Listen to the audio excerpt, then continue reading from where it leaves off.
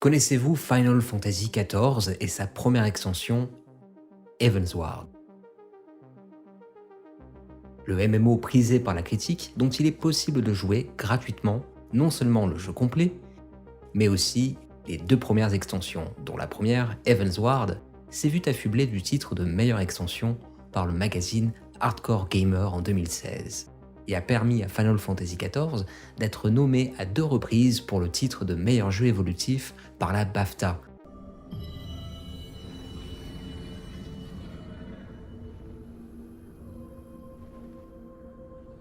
Final Fantasy XIV Heavensward n'a peut-être pas remporté le titre, mais celui-ci en dit long sur l'état du MMO à l'époque, car il y a beaucoup à en retenir.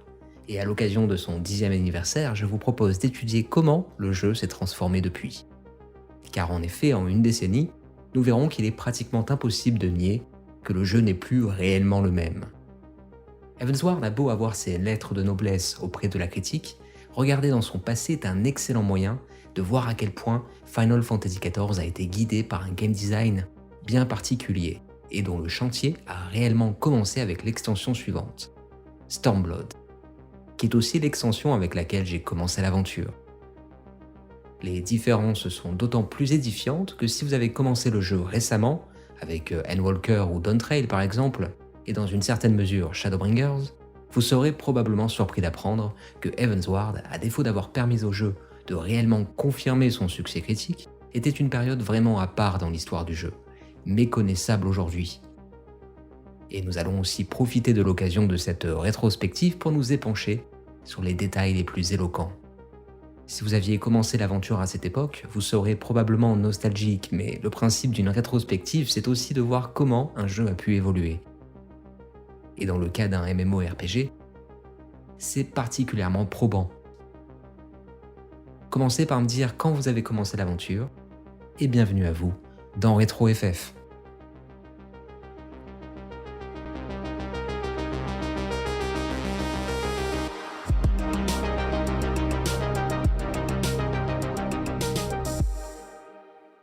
And so they came, at a friend's behest.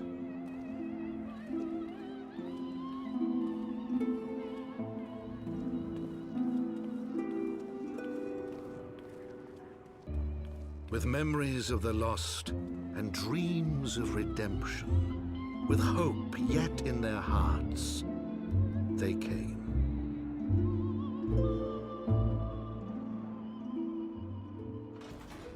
Final Fantasy XIV est un RPG avant d'être un MMO.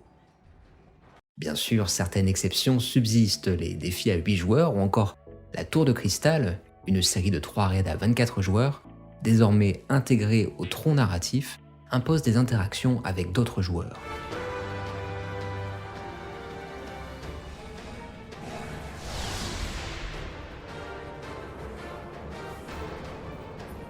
Mais en dehors de ces rares cas, l'ensemble de l'épopée peut être accompli à l'aide de PNJ appelés Trust. Cette fonctionnalité qui permet d'explorer les donjons avec des compagnons IA était totalement absente à l'époque de Heavensward.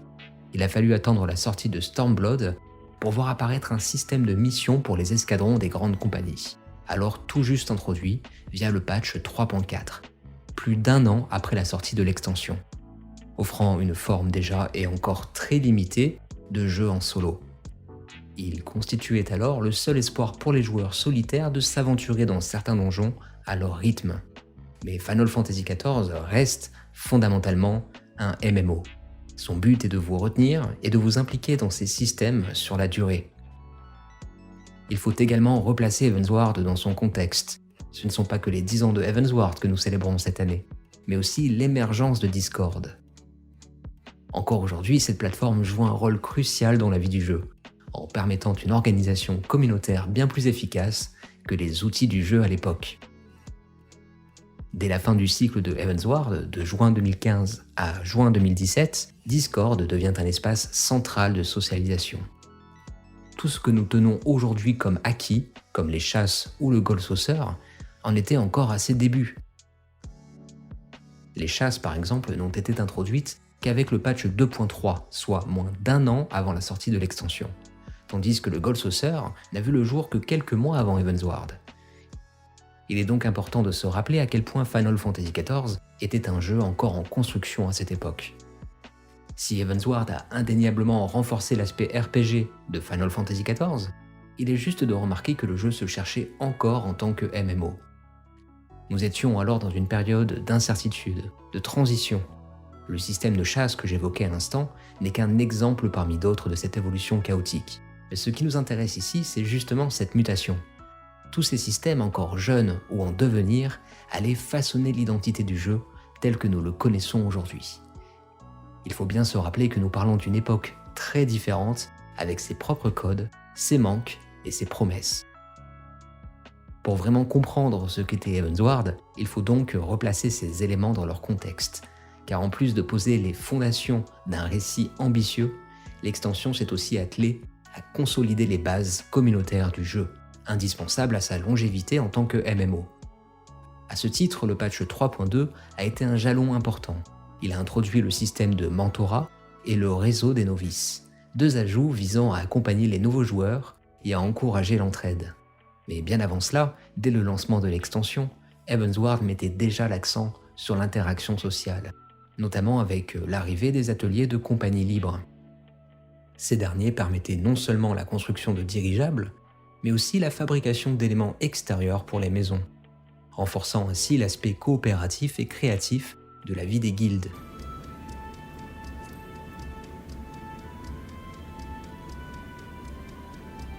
Autre exemple d'ouverture communautaire, l'ajout des appartements.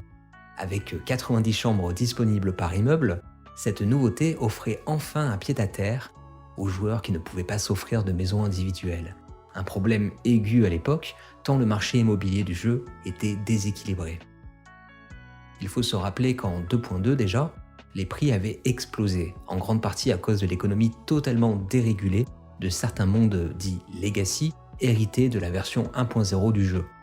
À l'époque, le centre de données européen ne comptait qu'un seul serveur, KO, ce qui accentuait encore les tensions sur le marché.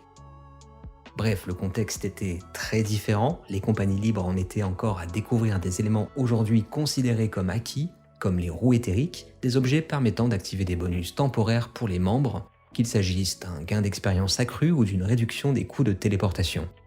Ces petites mécaniques, aujourd'hui banales, représentaient alors des avancées majeures dans la structuration du jeu en tant que MMO vivant et cohérent. Si la période post-Realm Reborn a permis aux compagnies libres d'acquérir un terrain pour y construire une maison, les joueurs sans compagnie restaient jusqu'alors exclus de toute forme de logement personnel. Avec Heavensward, Square Enix a tenté de rééquilibrer les choses. D'un côté, en donnant plus de sens aux activités collectives à travers les ateliers de compagnie, de l'autre, en introduisant les appartements pour offrir une alternative plus accessible aux joueurs solitaires. Ce tiraillement entre contenu communautaire et expérience individuelle se manifeste parfaitement à travers un ajout souvent oublié dans les rétrospectives. Le diadème.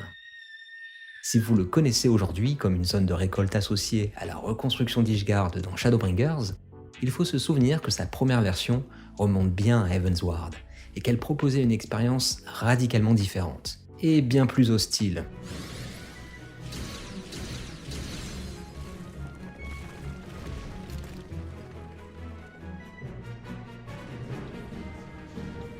Pour les vétérans, le diadème originel évoque une sorte de proto-Eureka, en plus brouillon.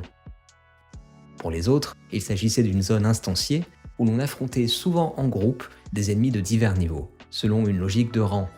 Le but était de maintenir l'intérêt des joueurs après la sortie de l'extension, en ajoutant un contenu annexe plus ouvert et répétable. Une méthode que Square Enix reproduit encore aujourd'hui avec Dawntrail.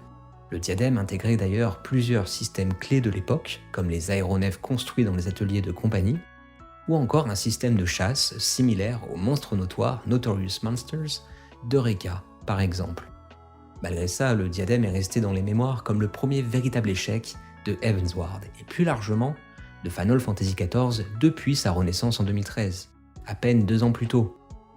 Le vol, tout juste ajouté avec Heavensward, faisait aussi partie de l'attrait initial. Il fallait débloquer les courants éthérés pour explorer pleinement la zone à dos de chocobos volants. Et avec un bestiaire comprenant des monstres emblématiques comme les morbols, la promesse était alléchante. Mais en pratique, le diadème a rapidement déçu. Entre un système de récompense totalement aléatoire et un intérêt ludique limité, la zone s'est vite vidée de son public. Pensé comme un pilier du jeu en équipe, le diadème mettait pourtant en lumière les limites de cette ambition. Peu motivant, peu gratifiant et finalement peu pertinent. Elle reste rétrospectivement l'un des premiers vrais échecs de Final Fantasy XIV depuis sa relance en 2013. En ce sens, Heavensward a souvent donné l'impression de servir de banc d'essai. Beaucoup de mécaniques aujourd'hui considérées comme acquises étaient encore des concepts instables. Si Heavensward a parfois vacillé du côté MMO, hésitant encore sur la direction à prendre, c'est qu'il plaçait ses véritables ambitions ailleurs. Dans son récit, son souffle narratif, son cœur profondément RPG. Alors, qu'en est-il ?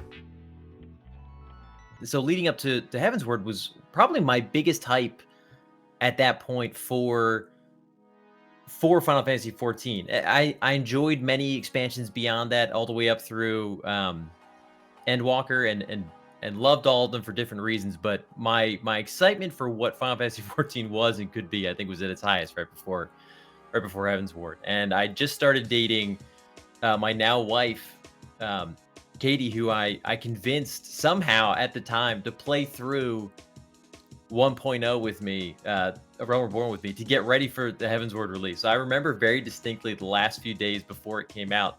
For me, it was really important that we both be ready like on day one.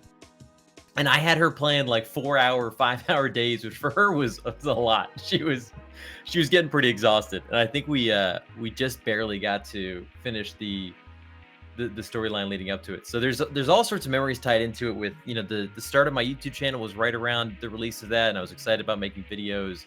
I didn't know what I wanted to do with YouTube, and I really enjoyed Heavensward, but I was like, I don't even know how to make content about this because I don't have the time or the energy to blast through content and then be able to tell the story before other people make it, to level these jobs before other people have a chance to level them. So it was kind of like me trying to figure out how you make MMO content, which inevitably led to how I did a lot of content for Final Fantasy XI, which is just kind of weird to think about now that all started 10 years ago. The setting that they placed you in Heavensward that was so bleak and dreary, snow-covered, which also had some cool tie-ins to the original Final Fantasy XIV 1.0, which was not that. And they were like, oh, after the calamity and everything, now it is this like bleak blizzard frozen wasteland.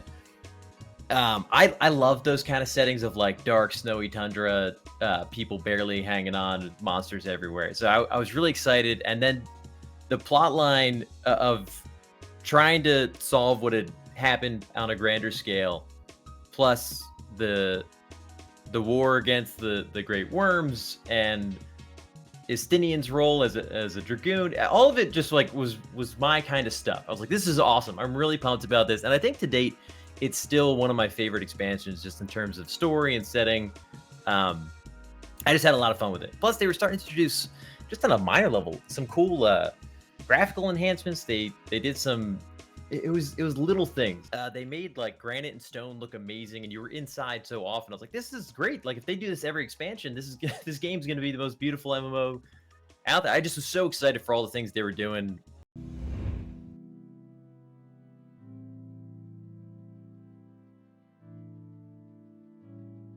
L'histoire de Heavensward prend racine dès le patch 2.4, qui en pose les fondations scénaristiques et introduit des figures majeures comme Ysayle, une élue de Hydaelyn, tout comme notre avatar. Elle aussi dotée du pouvoir de l'écho, mais également farouche opposante au dogme du Saint-Siège d'Ishgard. This endless cycle of hatred, of bloodshed, of sorrow. Et surtout Aymeric. D'abord cantonné au rôle d'ambassadeur qui trouvera progressivement sa place au cœur de l'intrigue pour incarner l'un des piliers narratifs de Heavensward et de son post-game. Lucia, at your service. Pray excuse our reticence. Ce même patch 2.4 marque aussi l'arrivée d'une nouvelle classe jouable, le surineur ou voleur qui, à l'image du tout premier Final Fantasy, évolue en ninja. Son gameplay rapide et technique tranche déjà avec le reste du roster et incarne les ambitions d'un jeu en pleine expansion. Naoki Yoshida avouera d'ailleurs plus tard que cette période fut particulièrement éprouvante pour l'équipe de développement. Entre la crise du logement, l'ouverture du Gold Saucer et la préparation de 3 nouvelles classes pour Heavensward, la charge de travail était colossale. Le Ninja débarque en octobre 2014 et à peine 6 mois plus tard, ce sont 3 jobs inédits qui accompagnent la sortie de l'extension. Le Chevalier Noir, souvent cité comme ayant l'une des meilleures quêtes de classe du jeu, et le gameplay le plus distinctif des tanks, basé sur la gestion de MP, point de magie. L'Astromancien qui bouleverse la routine des soigneurs en y intégrant de l'aléatoire à l'aide d'une mécanique de tirage de cartes, tout en s'ancrant parfaitement dans l'univers d'Ishgard. Et enfin, le Machiniste, alternative au Bard, dans le registre des DPS à distance physique qui bouscule l'esthétique haute fantasy avec ses armes à feu, ses gadgets mécaniques et des clins d'œil appuyés à Final Fantasy VI, le Bioblaster, l'arbalète automatique, et j'en passe. Encore aujourd'hui, certains joueurs pestent de devoir atteindre Heavensward avant de débloquer ses classes, mais il ne faut pas oublier que même à l'époque, la route jusqu'à Ishgard fut longue, et souvent frustrante. La cité d'Ishgard existait déjà dans la version 1.0 de Final Fantasy XIV, et elle n'était pas la seule. On peut supposer que l'un de ces donjons emblématiques, The Eyrie, ou l'Air en français, figurait lui aussi déjà dans le jeu d'origine, bien que sous une forme radicalement différente, rappelant davantage Final Fantasy XI que les instances auxquelles nous sommes désormais accoutumés. À l'époque, on y accédait depuis les hauteurs au nord-ouest du Kurtas occidental, par une grotte interdite gardée par un PNJ du nom de Hersand, qui mettait en garde les aventuriers contre les dangers qui rôdaient à l'intérieur. Et pour cause, la zone, conçue pour des joueurs de niveau 50, abritait un terrifiant Fouroboros de niveau 75. Ce genre de détail parlera aux vétérans de Final Fantasy XI, dont Final Fantasy XIV 1.0 reprenait de nombreux codes sans grande subtilité. Des donjons non instanciés, des ennemis de très haut niveau dissimulés dans des régions accessibles, un cap de niveau initial à 50 dont on pouvait supputer qu'il serait passé à 75 avec la première extension.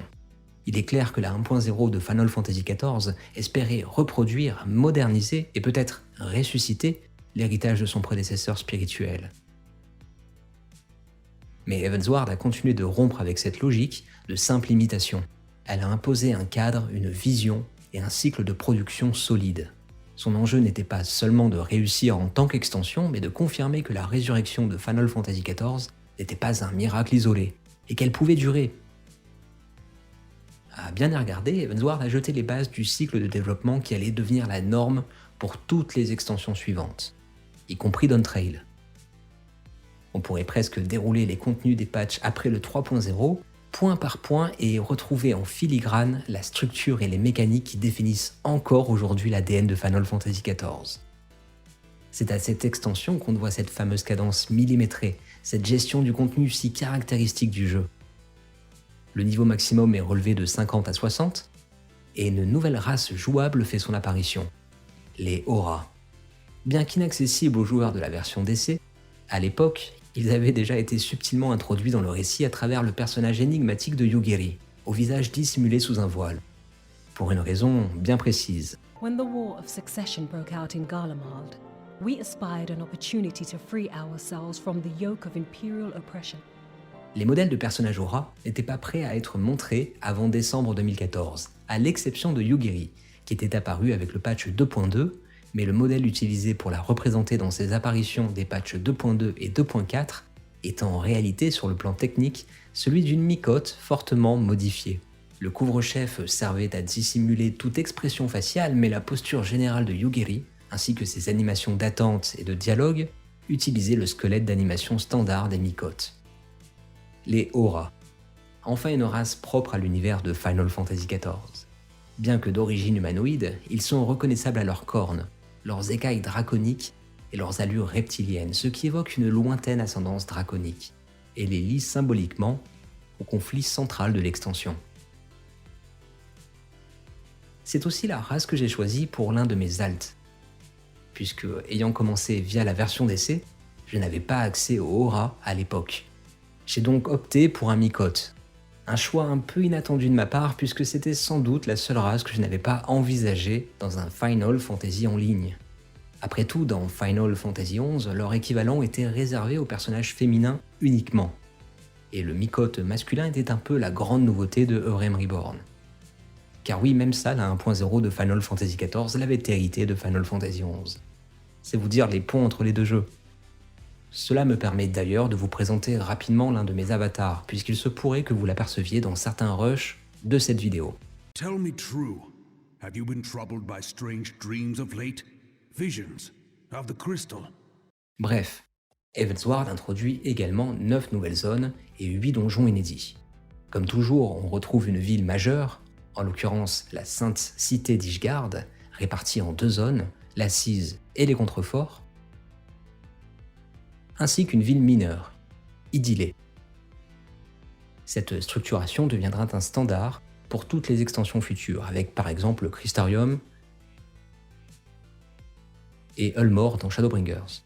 À la différence près qu'Ishgard restera la seule ville à bénéficier de 2 zones distinctes, comme un clin d'œil aux 3 grandes cités-états d'Eorzea introduites dans Eurem Reborn. Ce n'est pas un hasard. Ishgard devait initialement être une ville de départ dans Final Fantasy XIV 1.0, avant d'être mise de côté en cours de développement. Autant dire que la Sainte Cité était attendue de pied ferme par les joueurs, qui n'en connaissent jusqu'alors que des bribes, glanées au fil des dialogues de quelques PNJ. Ishgard apparaissait alors comme une cité-état stricte murée dans ses traditions et fermée au reste du monde, y compris à ses propres ressortissants, sauf exception. Lorsque Naoki Yoshida a repris les rênes du jeu en remplacement de Tanaka, il s'est d'ailleurs étonné de l'absence de dragons dans un titre censé incarner la fantasy avec un grand F. On lui aurait alors répondu que tous les dragons étaient liés à l'histoire d'Ishgard, ce que Heavensward viendra confirmer. C'est aussi pour cela que sa bande-annonce insiste autant sur cette thématique, et met en scène un chevalier dragon, classe emblématique de la saga Final Fantasy, hérité cette fois de Final Fantasy III et IV. L'histoire de Heavensward tourne autour de la guerre du Champ des Dragons, un conflit millénaire opposant la cité d'Ishgard, défendue par le roi Thordan et ses chevaliers de la Table Ronde, aux dragons de Dravania, menés par Nidhogg. Outre la référence évidente à la légende arthurienne, ces chevaliers évoquent aussi l'ultime invocation de Final Fantasy VII. Preuve que Heavensward ne se contente pas de citer, mais intègre profondément l'héritage de la licence dans son récit. On y retrouve également des emprunts aux racines plus anciennes de la fantasy vidéoludique. Tiamat, par exemple, issu à la fois de D&D et du tout premier Final Fantasy, fait ici une apparition marquante, tout comme l'histoire de Bahamut, dont l'invocation et la captivité trouvent enfin une explication scénaristique. De nouveaux primordiaux font leur entrée, Bismarck tiré de Final Fantasy VI, et Ravana, une création originale, mais parfaitement à sa place dans la mythologie du jeu. Comme dans Eurem Reborn, chacun est vénéré par une tribu d'hommes bêtes. Les Vanu pour Bismarck, les Nath pour Ravana. Ils représentent un défi majeur de l'intrigue principale, laquelle se conclut par un affrontement d'anthologie contre Thordan et sa table ronde, avec en point d'orgue un clin d'œil magistral à Final Fantasy VII, l'attaque Ultimate End, que j'avoue avoir accueilli avec un grand sourire la première fois. Tout au long de l'extension, Heavensward équilibre admirablement hommage et innovation. Il honore ses prédécesseurs sans sombrer dans la simple nostalgie. Son propos principal, celui d'une cité théocratique corrompue, où l'histoire est manipulée pour maintenir un pouvoir autoritaire, contribue à renforcer le ton sombre, presque tragique du jeu. À l'inverse d'une extension comme Dawntrail, plus légère dans son approche, Heavensward est profondément mélancolique et se présente un peu comme le jumeau de l'ombre de Dawntrail, en rétrospective. Et si son histoire a autant marqué les esprits, c'est aussi parce qu'elle s'inscrivait dans un cadre de gameplay qui n'existe plus. À l'époque, il y avait une jauge de TP, Tactical Points, et même courir avec sprint avait un coût. Certains donjons avaient un rythme et une exigence pensée autour de mécaniques aujourd'hui disparues, et le plus souvent directement héritées de Final Fantasy XI. L'exploration, l'économie des ressources et la difficulté témoignent toutes d'une expérience méconnaissable de nos jours. Revenir à Heavensward, c'est donc aussi mesurer à quel point le jeu a pu évoluer. Son design de donjon, son rythme, son ton narratif sont les témoins d'une époque charnière, encore marquée par les vestiges de la 1.0. On y suit un véritable pèlerinage, un parcours de foi, de doute et de vérité qui évoque celui de Final Fantasy X, au cours duquel notre héros remet en cause les fondements mêmes de la société ishgardaise. Car ceux qui accusent les autres d'hérésie sont aussi ceux qui tirent leur pouvoir des dragons qu'ils prétendent combattre, en brandissant comme trophée les yeux arrachés à Nidhogg, véritable artefact de pouvoir. Nous reviendrons bien sûr plus en détail sur ces révélations au fil de la rétrospective, mais déjà, on peut voir à quel point Heavensward pose les jalons d'un système de patch et de récits étendu, tout en conservant une singularité marquée. Ce n'est pas une simple matrice, c'est l'ébauche d'une œuvre complète, qui influencera durablement toutes les extensions suivantes, sans jamais être tout à fait égalée. Jobs were sort of starting to come into their own in terms of uniqueness and feeling. That was my biggest problem with The Realm Reborn was outside of leveling Scholar, which kind of felt like its own thing, mostly because of the pet. A lot of the jobs felt sort of samey. There wasn't a lot of uniqueness outside of the visual elements that made them feel different.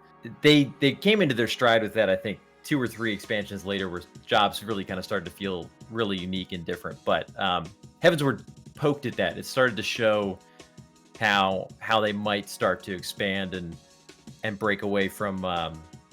I know from a developer standpoint, it's nice if everything is like kind of exactly the same for ease of balancing and everything. But through Heavensward, Scholar was definitely my main that I took throughout that expansion. I think partially too because I thought it'll be fun if I'm a healer with Katie who's leveling as well, and like we can always get into things a little bit faster. Scholar was fun. I'm a real big fan of shield mechanics. I love visually big domes. Being able to plop down a dome is just always fun for me. In any game, I'm always drawn to domes, and I think White Mage gets a cooler dome eventually, and then Astrologian got an even better dome. But the Fairy Assistant Healer was so strong in terms of just kind of keeping things going. It relaxed things a little. I liked that I could apply a lot of DOTs and focus on that and debate how much energy am I putting towards that versus healing while the fairy is kind of keeping things sort of okay. I always get excited about new jobs. I was the same way back in Final Fantasy XI. Whenever they release new jobs, I'm like, oh, this is a whole new way to experience this game.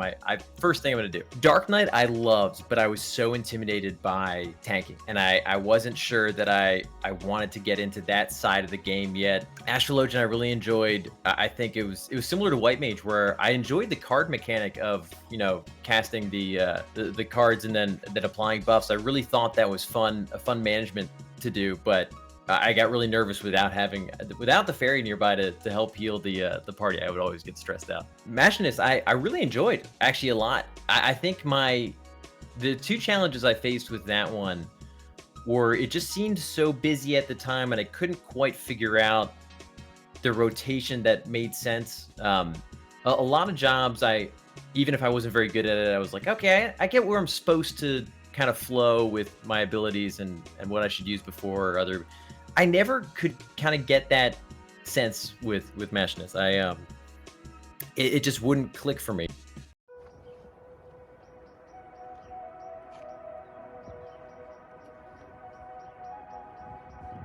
L'un des derniers patchs de Heavensward, le 3.56, est mis en ligne fin mars 2017. Il marque un tournant important pour le jeu, notamment avec la fin de la période d'essai de 14 jours et la possibilité de transférer les données de son personnage vers la version complète. C'est à cette époque que j'ai commencé à m'intéresser de loin à ce que Final Fantasy XIV avait à offrir.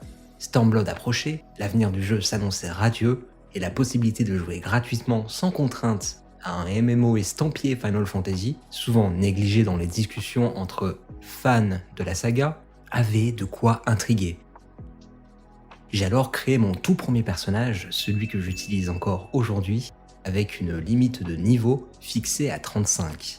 À l'époque, les 3 jobs ajoutés par Heavensward étaient verrouillés, mais le contenu disponible restait extrêmement riche.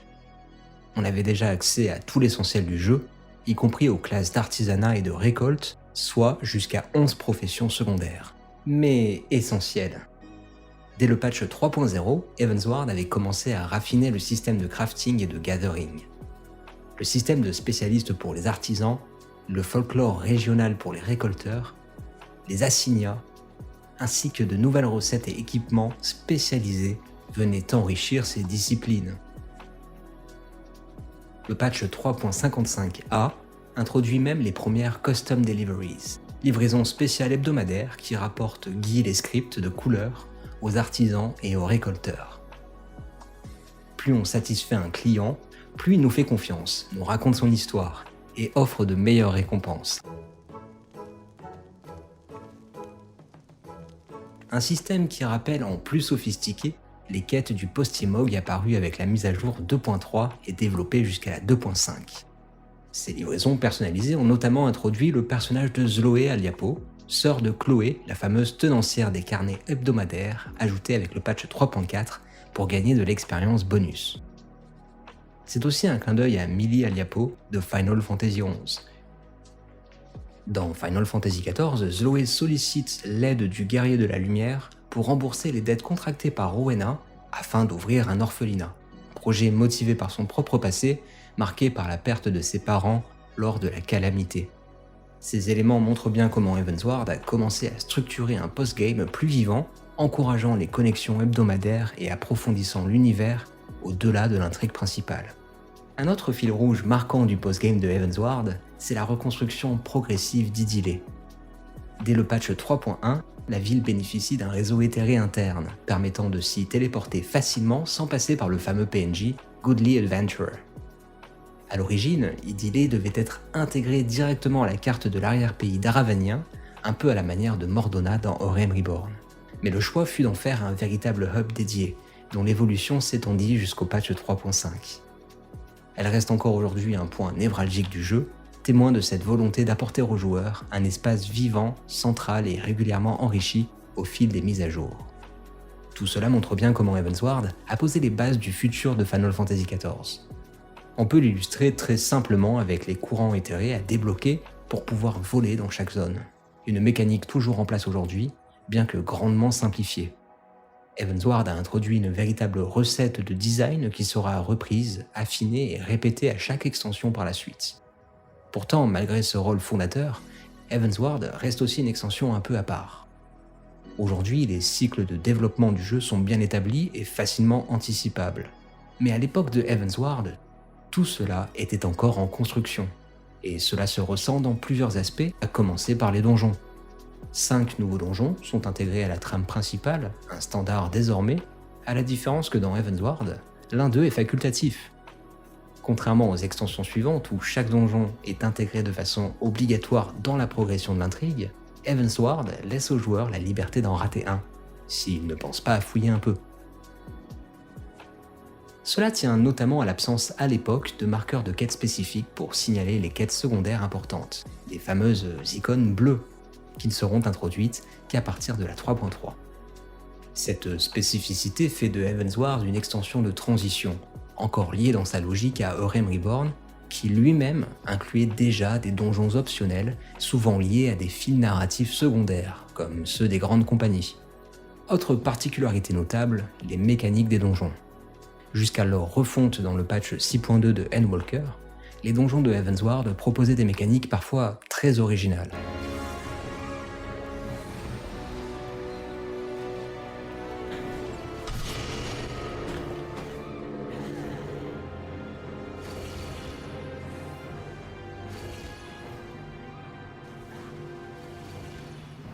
Lorsqu'on affronte Nidhogg pour la première fois, il fallait soigner Estinien tout au long du combat pour survivre à l'attaque ultime du dragon.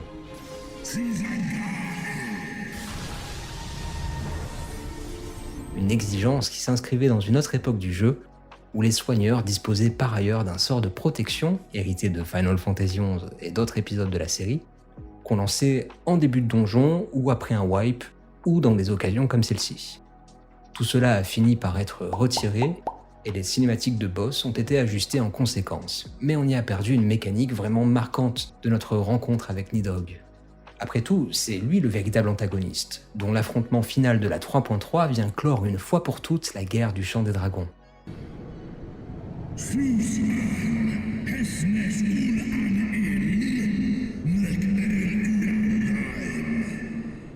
Un autre boss du même donjon, surnommé avec humour le Fart Boss, laissait derrière lui des gaz nocifs qui le renforçaient, et il fallait laisser un monstre secondaire venir les manger pour l'affaiblir. Ce genre de mécanique absurde mais inventive, ajoutait un charme certain à l'expérience. Le dernier donjon de l'extension, le laboratoire de magismologie, a lui aussi été modifié, bien que le combat final conserve encore aujourd'hui l'essentiel de ses grandes lignes. Bien sûr, plusieurs donjons de Realm Reborn ont eux aussi été transformés au fil du temps, y compris ceux qui faisaient le pont vers Heavensward, comme le Gardien du Lac et Mante Neige. Mais mon intention ici est de vous replonger dans Heavensward tel qu'il existait à sa sortie, en 2015. À cette époque, il n'y avait pas encore de bouton pour équiper automatiquement l'équipement recommandé, et on ne pouvait tirer qu'un seul ticket au Jumbo Jackpot chaque semaine. Ce sont des fonctionnalités apparues un peu plus tard, entre les patchs 3.3 et 3.4, soit environ un an après le lancement de l'extension. Quant aux jobs et aux classes, leur fonctionnement était également bien différent de ce que nous connaissons. À l'heure actuelle, les actions dites transversales sont partagées par toutes les classes d'un même rôle. Par exemple, tous les tanks et DPS physiques de mêlée peuvent utiliser portée de bras, qui ralentit les ennemis et octroie une immunité contre les effets de recul. Mais à l'époque de Heavensward, ces actions de rôle n'existaient pas encore sous cette forme, elles étaient réservées à des classes précises. L'action Rétorsion par exemple, qui réduisait les dégâts infligés par les ennemis proches, était exclusive aux Chevaliers Noirs et ne pouvait s'utiliser qu'après avoir réussi une parade, et si ma mémoire est bonne, ça n'affectait qu'une seule cible. Concernant les tanks, les postures que l'on connaît maintenant étaient alors de véritables capacités à activer manuellement, ce qui rendait l'exercice plus rigoureux, mais aussi plus punitif. De la même manière, les soigneurs de Heavensward devaient alterner manuellement entre des phases d'optimisation des soins et de maximisation des dégâts, une mécanique qui a perduré avec l'Astromancien jusqu'à sa refonte dans Endwalker. Une autre spécificité marquante était la répartition des points d'attributs principaux. À l'époque, chaque joueur devait répartir manuellement ses points selon son job, force, dextérité, intelligence, esprit et vitalité. Il fallait aussi gérer la précision, indispensable pour toucher ses ennemis, tandis que les stats spécialisées comme la ténacité n'existaient pas encore telles qu'on les connaît aujourd'hui. Cela renforçait certes le sentiment de spécialisation, mais ajoutait aussi une rigidité qui allait à l'encontre de l'un des atouts majeurs de Final Fantasy XIV, la liberté de changer de classe à tout moment. Ce niveau de personnalisation enfermait aussi les joueurs dans une logique d'optimisation stricte et parfois élitiste. Une logique qui perdure aujourd'hui, bien que sous une autre forme. Les matérias d'ailleurs existaient déjà sous Heavensward, mais le système de certissage était un peu plus technique. Il fallait transporter avec soi de la matière carbonisée d'un grade précis pour pouvoir insérer correctement les matérias. Un processus plus contraignant que de nos jours. Un peu comme les filtres de mirage qui existaient en plusieurs variantes en fonction de professions spécifiques. On s'y est habitué, mais l'ergonomie du jeu a depuis fait des progrès considérables. Oh my gosh, Lost City of Amdapor Hard came out. There were a bunch of fun ones. Yeah, for some reason, the area I feel like just kind of captured the whole vibe of Heavensward really well. I think that was my big takeaway from Heavensward in general was they tried some new stuff. They really seemed to learn a lot from A Realm Reborn about what they wanted to do and not do. I was very nervous. Something about Alexander. I remember starting the quest line. I was excited to get to it and be able to try it, and I was too intimidated. I was like, I don't think I'm ready to do that level of content. I had some gearing problem, or I was working on getting my gear up. The other challenge, which is sort of similar to the open the world stuff, is when you revisit. If you're not using the NPC trusts and you redo dungeons, you're pulling in players that have probably done these dungeons hundreds of times. It's a different kind of experience than trying to learn the mechanics and survive.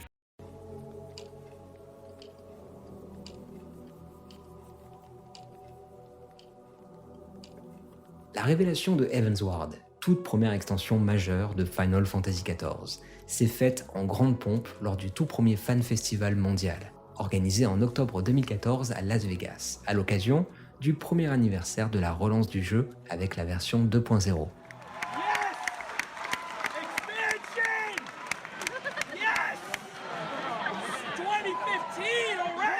Cette extension amènera les joueurs dans les cieux d'Ishgard, une cité-état longtemps fermée au monde extérieur, théâtre d'un conflit millénaire contre les dragons. Pour explorer ces nouvelles zones aériennes, les joueurs pourront utiliser des montures volantes, dont leur chocobo. 7 montures volantes ont été annoncées, avec une vitesse de déplacement améliorée, parmi lesquelles le Griffon, inclus dans l'édition collector.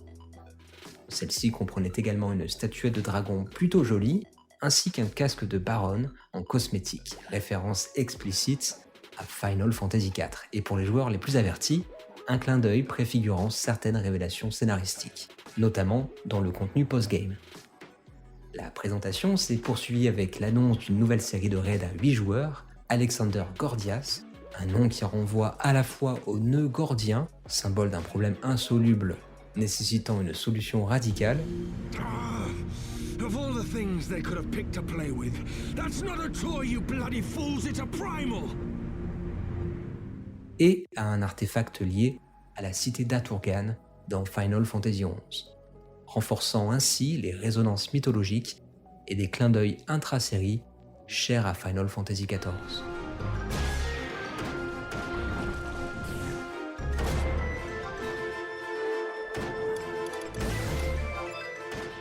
Inspiré de l'invocation emblématique de la série Final Fantasy depuis le 6, le raid a de particulier que les joueurs ne combattent pas Alexander de l'extérieur, mais évoluent à l'intérieur de lui, dans une sorte de gigantesque forteresse mécanique invoquée par les gobelins. Le raid proposait 2 niveaux de difficulté, un mode normal, conçu pour les amateurs de narration, et un mode sadique destiné aux joueurs en quête de défis comparables à ceux des raids Bahamut dans A Realm Reborn. Sur les plans narratifs et ludiques, les retours furent partagés. Certains regrettèrent que le scénario autour d'Alexander ne rende pas pleinement justice à la stature mythique de cette entité, tandis que d'autres furent rebutés par la difficulté extrême du mode sadique. Un contraste qui peut sembler paradoxal mais qui s'explique par la coexistence de 2 expériences de jeu très différentes. À la suite de ces nombreuses révélations, Naoki Yoshida a tenu à rassurer la communauté quant à l'arrivée prochaine d'une boutique d'objets optionnels payants. Il a précisé avec insistance que celle-ci ne proposerait que des éléments cosmétiques, tels que des mascottes ou des montures, sans aucune incidence sur l'équilibrage du jeu. Quelques jours plus tard, lors du Fan Festival de Londres, Yoshida évoque les projets d'expansion des infrastructures dédiées aux joueurs européens, annonçant que Square Enix était en pourparlers pour l'implantation de centres de données sur le territoire européen. Avant, les serveurs étaient au Canada. C'est aussi à cette occasion que fut révélé officiellement le Chevalier Noir, déjà teasé à Las Vegas à travers un clin d'œil vestimentaire soigneusement choisi. Un t-shirt à l'effigie de Batman, destiné à orienter les spéculations du public. Un second job, encore tenu secret, fut quant à lui teasé pour le Fan Festival de Tokyo, prévu en décembre. L'indice, cette fois, prenait la forme d'un t-shirt 007, relançant les spéculations sur l'introduction d'une classe utilisant des armes à feu. Si toutes les nouvelles classes ne feront pas l'unanimité une fois en jeu, Heavensward parviendra néanmoins à dissiper les doutes persistants sur l'avenir de Final Fantasy XIV. Yoshida reste alors empreint d'une certaine prudence, mais les signes d'un succès durable deviennent évidents. Les premiers fan festivals mondiaux consolident les liens entre les joueurs et leur communauté, révélant l'ampleur de l'attachement au jeu. She's awesome. I think we all have kind of a love relationship with Mephilia. So thank you very much. Let's give her a round of applause. Pendant ce temps, les derniers patchs de la série 2.x s'emploient à refermer les arcs narratifs laissés ouverts depuis l'ère 1.0, notamment celui de Louisoix et de son rôle déterminant dans la chute de Bahamut. Ce fil se conclut dans la série de raids qui lui sont dédiés, achevée avec le patch 2.4, qui marque aussi une transition. La fin de A Realm Reborn laisse place au premier signe de Heavensward. L'introduction d'Ysail et le combat contre Shiva sont les premières manifestations concrètes de ce basculement.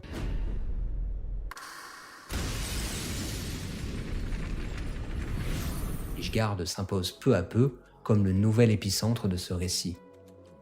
Le point culminant survient avec le patch 2.55 qui introduit la plus longue cinématique jamais vue dans le jeu à l'époque, se concluant sur la séparation brutale des héritiers de la 7e œuvre. Heavensward bénéficie aussi d'une des meilleures transitions narratives de toute l'histoire du jeu.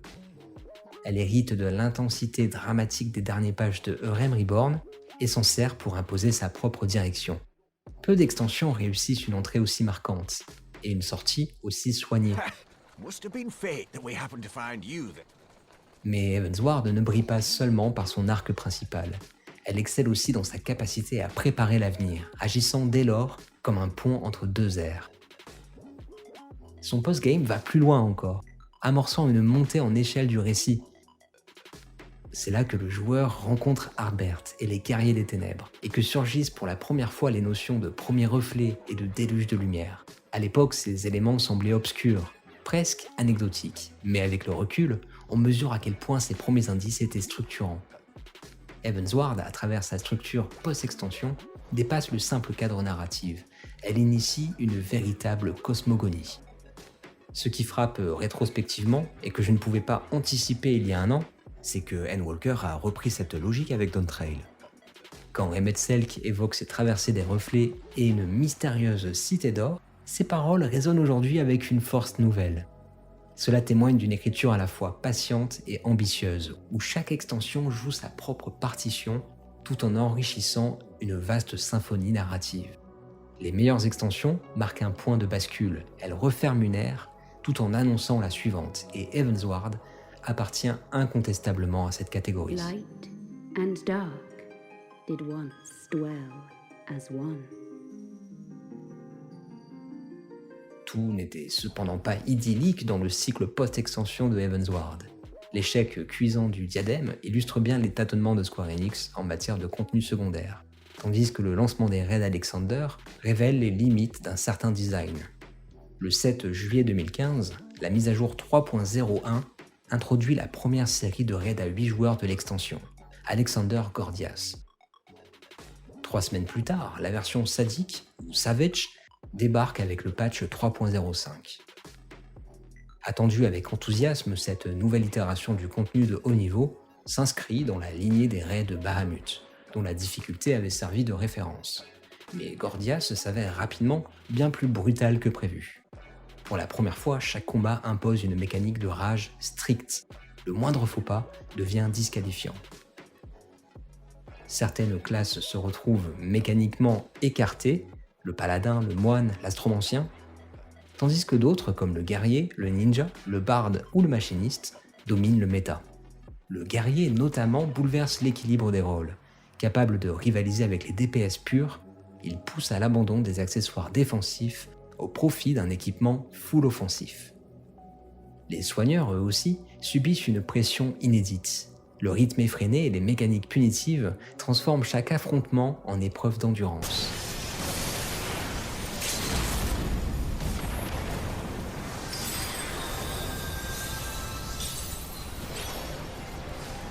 Le combat contre Living Liquid, par exemple, devient emblématique de cette sévérité, avec sa fameuse mécanique d'échange de malus en temps limité, une gymnastique d'équipe rendue encore plus délicate par les performances des serveurs à l'époque.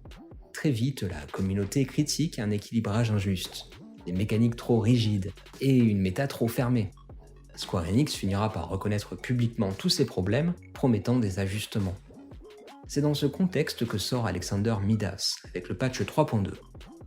Les classes marginalisées sont rééquilibrées, les mécaniques deviennent plus lisibles, et le tout gagne en accessibilité sans sacrifier la difficulté. Le combat final en particulier impressionne. Ces 7 phases successives font monter la tension de manière spectaculaire, culminant avec le fameux marteau du jugement, longtemps resté énigmatique. Midas marque un tournant, celui d'un haut niveau plus exigeant que jamais, mais mieux calibré et plus juste dans sa conception.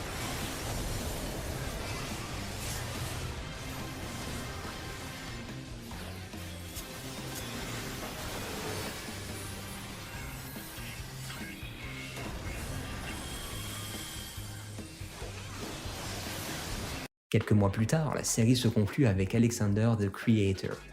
Ce dernier acte introduit certaines des mécaniques les plus mémorables du jeu. La séquence chiffrée de Cruise Chaser qui impose un placement précis en fonction d'un numéro attribué, ou encore Alexander Prime avec sa mécanique de stase temporelle complexe et spectaculaire. c'est également une période charnière sur le plan structurel.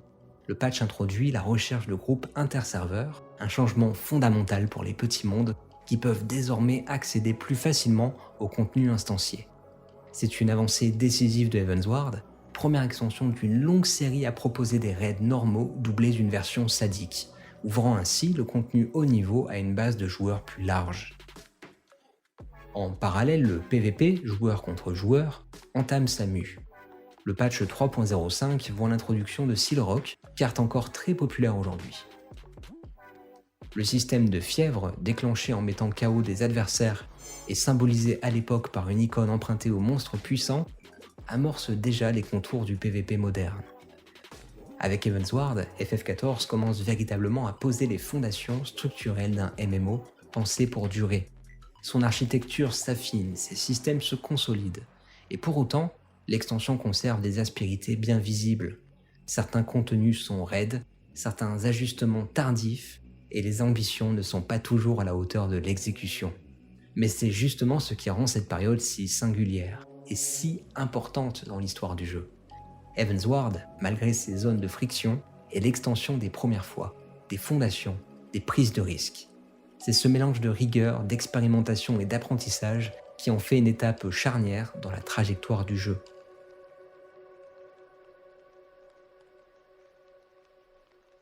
I think my biggest regret about not doing some of that content was there's huge storyline implications in a lot of that I've now since seen, because it's too late. I'm not going to do it now. But I just regret not getting more into it. 14 is so much more approachable in so many ways. There's hard modes and extreme and things like that. But in general, I think the raids were much more approachable than I gave them credit for. And I started doing some of the raids later in Stormblood and then Shadowbringers. I got more into some of that stuff. But the very end, I never felt like I geared up in time. By the time I got there, the next set of content had been released. At the time, I never really got that community. I had a few friends that came over from the Final Fantasy XI days that we had a group of like 6, but we never really got into content. People would fall off. They wouldn't start the new expansion. They would start the new expansion. So we would just like say hi every once in a while, but I never got that big group where somebody would say like, hey, we're going to go run this tonight.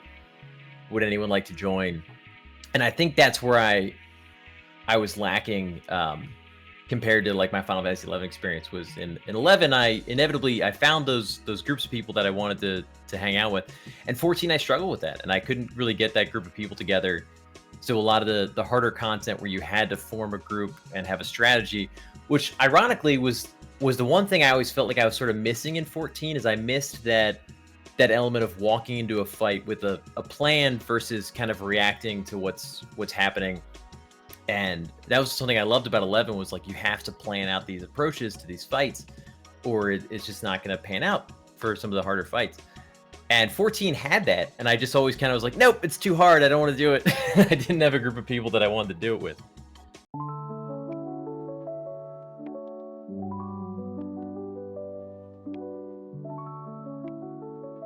On quitte à présent les considérations techniques pour entrer dans le cœur battant de l'extension.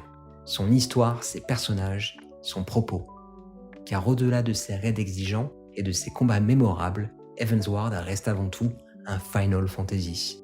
Et il n'a aucune difficulté à en faire la démonstration. Tout commence par l'arrivée du guerrier de la lumière à Ishgard.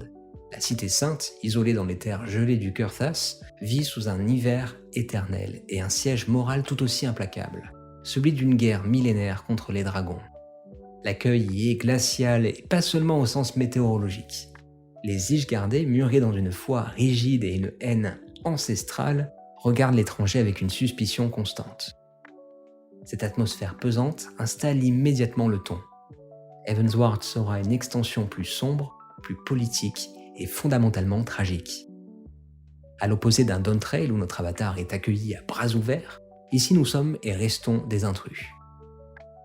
Dans une audience privée, l'archevêque Thordan VII révèle un jeu double. Tout en pactisant avec les Asciens, il prétend vouloir orchestrer leur chute. Ce stratagème trouble, fondé sur l'idée d'une paix éternelle à n'importe quel prix, soulève plus d'inquiétude qu'il n'apporte de réponse. Le doute s'installe, insidieux, sur la légitimité du clergé et les fondements mêmes de la guerre contre les dragons. C'est alors qu'Alfino propose un pari audacieux, renouer le dialogue avec Ysayle, l'hérétique capable de communiquer avec les dragons. Elle fut autrefois notre ennemi juré, mais la situation impose de repenser nos alliances. You fight in a war you do not understand, a pawn of liars and schemers. And they are no less ignorant than you, following the creed of their fathers without question, never thinking to ask why. Trapped in a delusion of their own creation and blind to the truth. Accompagné d'Estinien, le groupe part à sa rencontre.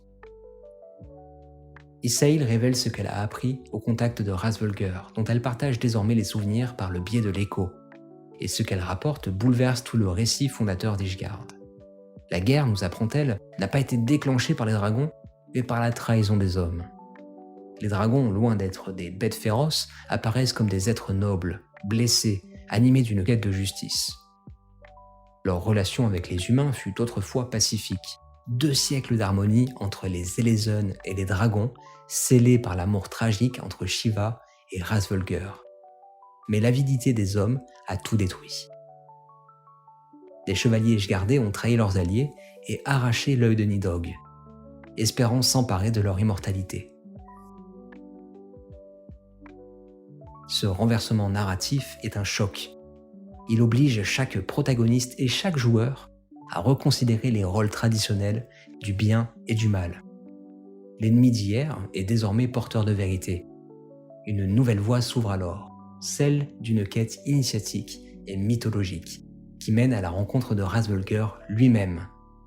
Il ne s'agit plus d'un affrontement, mais d'une confrontation avec l'histoire, avec la mémoire, et avec les choix impossibles qu'elle impose. À travers cette progression, Heavensward transforme l'épopée classique en tragédie politique et morale. Ce basculement force le récit à évoluer. On ne cherche plus seulement à vaincre un adversaire, mais à comprendre les racines d'un conflit ancestral. Après un duel aussi brutal que solennel, le guerrier de la lumière triomphe de Ravana, seigneur des Nath, et gagne ainsi son respect. Au-delà de l'intérêt stratégique, cette victoire marque un tournant symbolique. C'est cette démonstration de force, empreinte d'honneur, qui pousse Vidofnir à accorder son aide et à ouvrir l'accès à Zomal, montagne sacrée que nul mortel n'avait foulée depuis des lustres. Le chemin vers Zomal, perdu dans les hauteurs de Dravania, est autant un pèlerinage qu'une ascension spirituelle. Il mène à un territoire oublié où jadis dragons et humains vivaient en paix. Mais la rencontre attendue laisse place à une autre surprise. Ce sont des Mogg et non des dragons qui nous accueillent. Grâce à l'intervention de Canesena et la médiation du fidèle Kuplokop, les Mogg révèlent leur présence, mais posent une condition: soumettre le groupe à une série d'épreuves pour mériter leur confiance.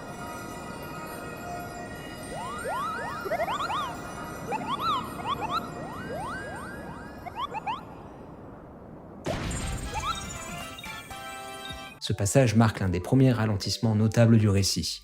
Les allers-retours vers Gridania, les quêtes secondaires imposées par les Mogg, et les zones vastes au relief complexe ralentissent artificiellement la progression. À l'époque, la collecte des courants éthérés, nécessaire pour débloquer le vol, pouvait s'avérer fastidieuse. Nombreux, parfois dissimulés dans des quêtes annexes, ils accentuaient ce sentiment de lenteur. Il faudra attendre le patch 3.2 pour que la boussole intègre enfin un axe Z, la hauteur. Mais déjà, les développeurs avaient compris comment exploiter la verticalité des zones pour encourager l'exploration, ou, du point de vue du joueur, allonger le temps de trajet. Bref, une fois le corps restauré, l'ascension mène à Zénith, où Hrasvölgr, majestueux et impassible, répond enfin à notre appel.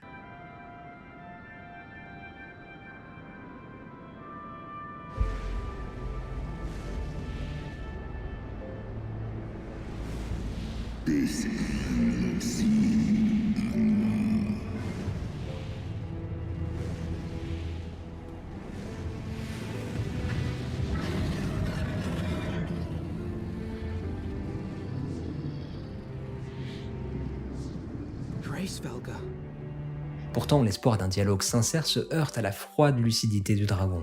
Il parle d'une paix ancienne, brisée par la trahison. Il parle de Shiva et de l'amour qu'ils partagèrent, mais aussi de la douleur indélébile laissée par l'humanité. Si Nidhogg s'abandonne à une rage aveugle, c'est parce qu'il est le fruit d'une blessure bien réelle, causée par la trahison des hommes, et notamment par le meurtre de leur sœur, Ratatoskr, sacrifiée par le roi Thordan et ses chevaliers dans leur quête de puissance. C'est un moment charnière pour Ysayle. Elle qui s'identifiait corps et âme à Shiva, comprend alors qu'elle n'en est en fait qu'un écho imparfait. Une illusion créée par ses propres souvenirs, ses désirs, ses idéaux. Ce désenchantement la dépouille de ses certitudes, mais lui donne aussi une forme de lucidité nouvelle. With the tale of our ancestors' vile betrayal yet ringing in your ears, you speak of continuing this war? Nay, lady. I would but pierce its vengeful heart. When Nidhogg dies, this war shall die with him. Ce passage résonne avec d'autres œuvres de la saga. On pense notamment à Final Fantasy XVI, où on interroge l'héritage des primordiaux et l'identité de ceux qui les incarnent. En somme, cette séquence est à la fois un ralentissement de la narration et une étape essentielle de sa maturation. Loin d'être un simple détour, elle permet au récit de se déployer vers des hauteurs plus introspectives et prépare le terrain à une réconciliation plus complexe qu'un simple cessez-le-feu. Grâce à l'ingéniosité de Cid et des artisans du Sky Steel Manufactory, une invention inédite voit alors le jour. Les Mana Cutters, aéronefs miniatures capables de braver les vents ensorcelés qui protègent l'air, le repère de Nidhogg. Après un ultime conseil auprès de Emric, c'est aux côtés d'Estinien que le guerrier de la lumière s'envole vers ce bastion draconique. Ce duel aérien marque un tournant décisif dans la guerre millénaire. Armé de Gaibold et d'un œil volé à Nidhogg lui-même, Estinien parvient à arracher le second œil du Worm, mettant un terme en apparence à des siècles de haine. Mais la chute de Nidhogg n'apporte ni apaisement ni réconciliation.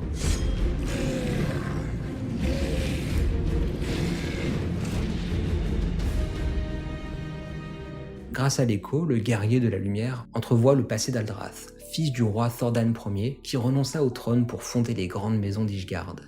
Son geste, bien que noble en apparence, masque en réalité une faute originelle, la trahison des dragons, dissimulée derrière le mythe glorieux de la fondation d'Ishgard. De retour à Zenith, la vérité se dévoile pleinement. Le troisième œil porté par Nidhogg n'était pas le sien, mais celui offert par Razvulgur.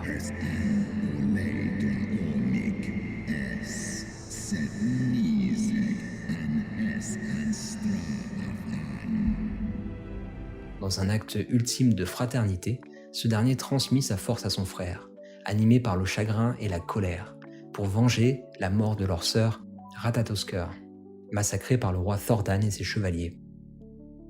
La révélation fait l'effet d'une onde de choc, tandis que les rues d'Ishgard s'embrasent sous le cri des hérétiques, croyant l'heure de la justice venue, Ysayle parvient in extremis à apaiser les tensions. Brisée, mais lucide, elle s'adresse à son peuple avec une dignité douloureuse, reconnaissant ses erreurs sans renier ses idéaux. Hear me, brothers and sisters! The war is ended! Nidhogg is no more! Emric, lui, comprend que le silence n'est plus tenable. Mais pour faire éclater la vérité, il lui faudra confronter celui qui incarne le plus grand des mensonges. L'archevêque Thordan VII. C'est dans cette atmosphère électrique que s'ouvre le dernier acte.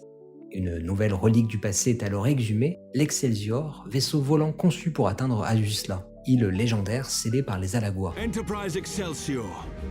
Engage. Mais son accès est verrouillé par une clé engloutie par le primordial Bismarck peu après son invocation par les Vundu. Pour éviter que les Garmaldés ne s'en emparent, Cid attache l'île à l'Enterprise afin d'attirer la créature à portée, permettant aux guerriers de la lumière de la terrasser dans un duel aérien hors du commun. La clé en main, la route vers Azusla s'ouvre enfin. L'histoire atteint alors son paroxysme avec l'ascension du roi Thordan VII, qui fusionne avec les arts alagois et l'énergie divine pour s'élever au rang de dieu. By taking unto my flesh the soul of the legendary King Thordan, I can become a god.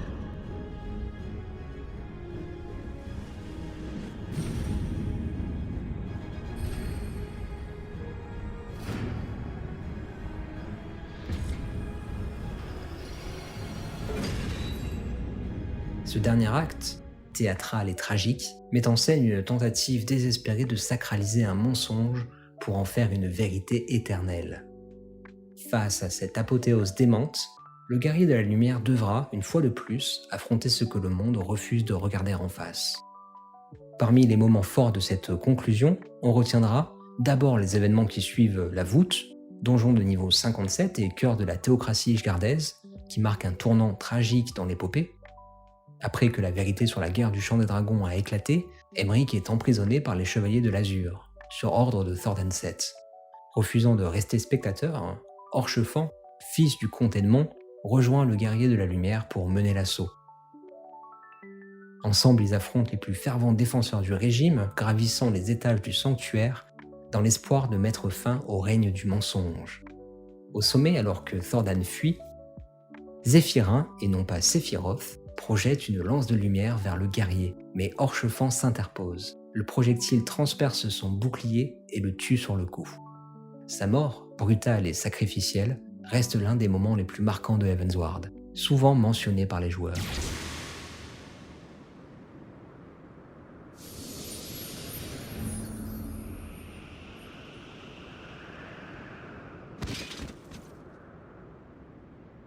Ensuite, l'intrigue quitte les rivages familiers de la Dark Fantasy pour explorer les territoires vertigineux de la Science Fantasy.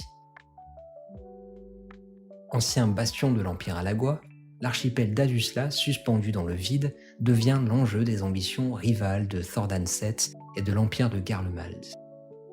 Thordan y voit l'ultime moyen d'imposer une paix divine, tandis que Garlemald cherche à s'approprier la technologie capable de neutraliser les primordiaux à jamais.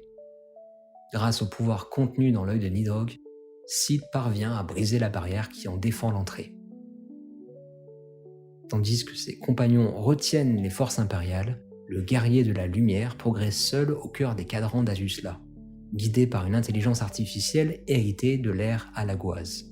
Sa route le mène à Tiamat, enchaîné depuis des millénaires, qui leur révèle le sort tragique de Bahamut, invoqué comme primordial après sa mort, puis enfermé dans Dalamud. Ce récit ravive le dernier cristal de lumière et restaure la bénédiction d'Hydaelyn, dont nous avions été privés depuis le début des événements de Heavensward. En signe de confiance, Midgardsormr offre ses ailes au guerrier, permettant à ce dernier de rejoindre le bastion de Thordan. Come, mortal. We go to cast out the darkness. Enfin, au cœur du réacteur de la singularité, quand Thordan se défait de l'Ahabrea, absorbe son pouvoir et utilise l'œil de Nidhogg pour se transformer en primordial, un roi-dieu autoproclamé, flanqué de ses 12 chevaliers divinisés, et qu'il est vaincu par le guerrier de la lumière. How can this be? A millennium of prayer and the eye's power combined, and still you stand. Who? What are you? Après sa défaite, Aymeric met fin à la théocratie et ouvre la voie à une ère nouvelle. Mais alors que la paix semble possible, Estinien, en possession des 2 yeux draconiques, est submergé par la haine de Nidhogg. Le cycle de guerre n'est pas brisé, il est simplement suspendu. Bien sûr, je ne parle ici que de l'histoire principale, mais le postgame aussi est très riche. Les patchs majeurs qui suivent l'intrigue initiale continuent d'explorer la situation à Ishgard, tandis que les héritiers de la 7e Aube tentent de retrouver Thancred, perdu dans l'éther, et croisent pour la première fois la route des guerriers des ténèbres. Shadowbringers commence à poindre. À Ishgard, un attentat contre Aymeric déclenche une série d'émeutes. Des fanatiques du véritable clergé se soulèvent, menaçant d'engloutir dans la violence les fragiles progrès accomplis. Mais l'intervention de Vidofnir, surgissant des cieux pour sauver une enfant condamnée, ranime l'espoir d'une réconciliation. Le patch 3.2, néanmoins, agit comme un sombre reflet du précédent. Minfilia revient, désormais fusionné à Hydaelyn, et révèle aux guerriers de la lumière les origines du monde, des calamités et des Asciens. En parallèle, Aymeric tente d'organiser une conférence de paix avec les dragons. Mais alors que l'espoir prend forme, un drame survient. Estinien, sous l'emprise de Nidhogg, transperce Vidofnir de sa lance. replongeant le monde dans la haine et la guerre. Il faudra attendre le patch 3.3 pour clore la guerre du Chant des Dragons. Emeric sollicite Razvulger, qui accepte de nous mettre à l'épreuve. Grâce à lui, nous obtenons une partie de son pouvoir, et lorsque la horde dravanienne fond sur Ishgard, Razvulger affronte Nidhogg, mais succombe. C'est grâce à la force transmise par le Grand Worm que nous parvenons à vaincre Nidhogg et à libérer Estinien de son emprise. Les yeux du dragon, jetés dans le vide, scellent la fin du conflit. Ishgard, enfin libre, entre dans une nouvelle ère. Un parlement bicaméral est fondé, et Emeric devient le visage d'un espoir renouvelé. The people looked on in awe as he soared through the heavens on Dragonback. And by their cheers did they hail him an azure dragoon for a new age. Estinien, quant à lui, disparaît dans l'ombre. Ainsi s'achève l'arc de Heavensward.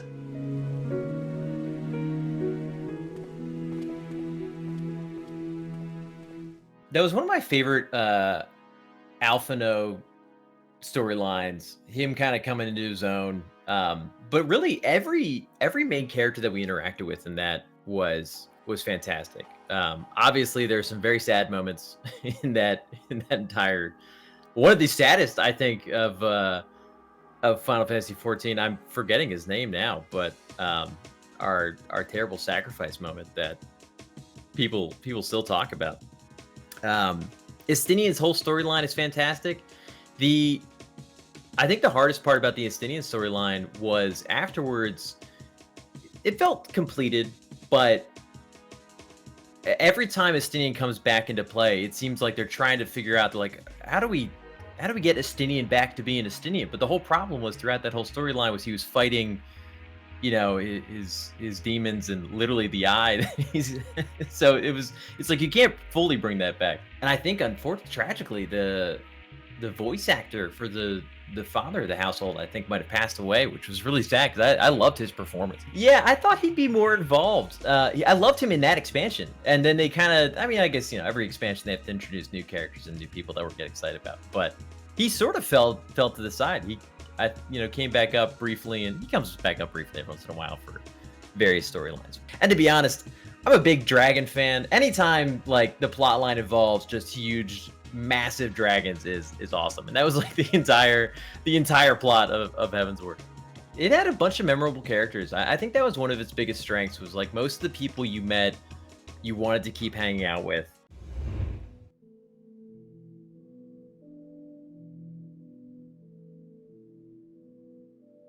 À l'instar de Heavensward, qui s'adossait à Realm Reborn, les patchs post 3.0 jouent le rôle de transition vers Stormblood, tout en semant déjà les graines de Shadowbringers. Du point de vue de game design, ces patchs fonctionnent aussi comme un laboratoire pour l'avenir du jeu. Le patch 3.4 met en scène le retour des guerriers des ténèbres, révélant qu'ils proviennent d'un monde ravagé par un excès de lumière. Ce renversement radical des repères moraux introduit la notion des reflets, ces mondes parallèles liés aux nôtres, et élargit la portée de l'histoire en la projetant à une échelle plus vaste. Urianger, jusqu'à la distant, nous fait un premier face reveal partiel et Minfilia, dans un adieu chargé d'émotions, accepte de devenir l'avatar de la lumière pour sauver leur monde. Ce pivot narratif opère comme une promesse silencieuse, celle de Shadowbringers. We were blind to the truth once, so I tell you this, as one fool to another. Light, dark, it doesn't matter. What matters is how you choose to use them. La menace des guerriers des ténèbres écartée, le patch 3.5 recentre enfin l'intrigue sur Ala-Mhigo. Sous le masque du Griffon se cache une nouvelle manipulation des Asciens. Son attaque contre le mur de Balzar vise à forcer la main de l'Alliance, en créant une guerre ouverte avec l'Empire. L'ultime rebondissement du patch 3.5 voit la réapparition des yeux de Nidhogg, cette fois liés au Griffon. Et le duel final entre Shinryu et Omega, deux figures issues de Final Fantasy V, mais qui ne se contentent pas d'être un simple clin d'œil nostalgique, et sert plutôt d'amorce à deux arcs majeurs à venir, autant pour la trame principale que pour les raids post-lancement de Stormblood. Les raids de l'ère Heavensward illustrent parfaitement la façon dont Final Fantasy XIV utilise ses contenus secondaires pour densifier son univers. Ils prolongent et enrichissent les thèmes majeurs de l'extension, de la ruine des civilisations à l'ambivalence du progrès magique. Et le game design expérimente avec les formes et les espaces, renforçant la sensation d'un monde en équilibre précaire. Le triptyque scénaristique des Red Alliance, l'ombre de Ma, étend l'univers de Final Fantasy XIV en déterrant les vestiges d'une époque oubliée, la 5e ère astrale, et la guerre occulte entre les cités de Maha, Nîmes et Andapor. L'arc narratif évolue en 3 actes.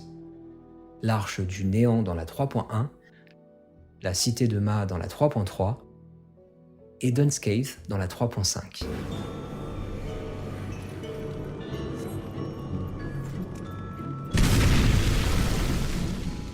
Chacun de ces raids tire parti d'une esthétique gothique et décadente des civilisations disparues, tout en renouvelant les mécaniques de combat, introduisant des arènes instables, des patterns visuels élaborés et une mise en scène de plus en plus dramatique. La mer de nuages, d'abord introduite comme une zone d'exploration verticale des plus ambitieuses, devient le théâtre d'une nouvelle forme d'aventure, portée par l'essor technologique des dirigeables et par une nouvelle figure, des pirates célestes, ces aventuriers de l'air dont le style de vie reflète l'exploration libre promise par cette extension. C'est dans ce contexte que surgit l'Arche du Néant, vaisseau fantôme de la cité de Ma, dérivant au-dessus de l'échine d'Alabathia. Créée à l'origine pour échapper au cataclysme de l'époque, cette arche est désormais corrompue, transformée en nid de monstruosité par Diablo, lui-même libéré accidentellement des ruines d'Andapor.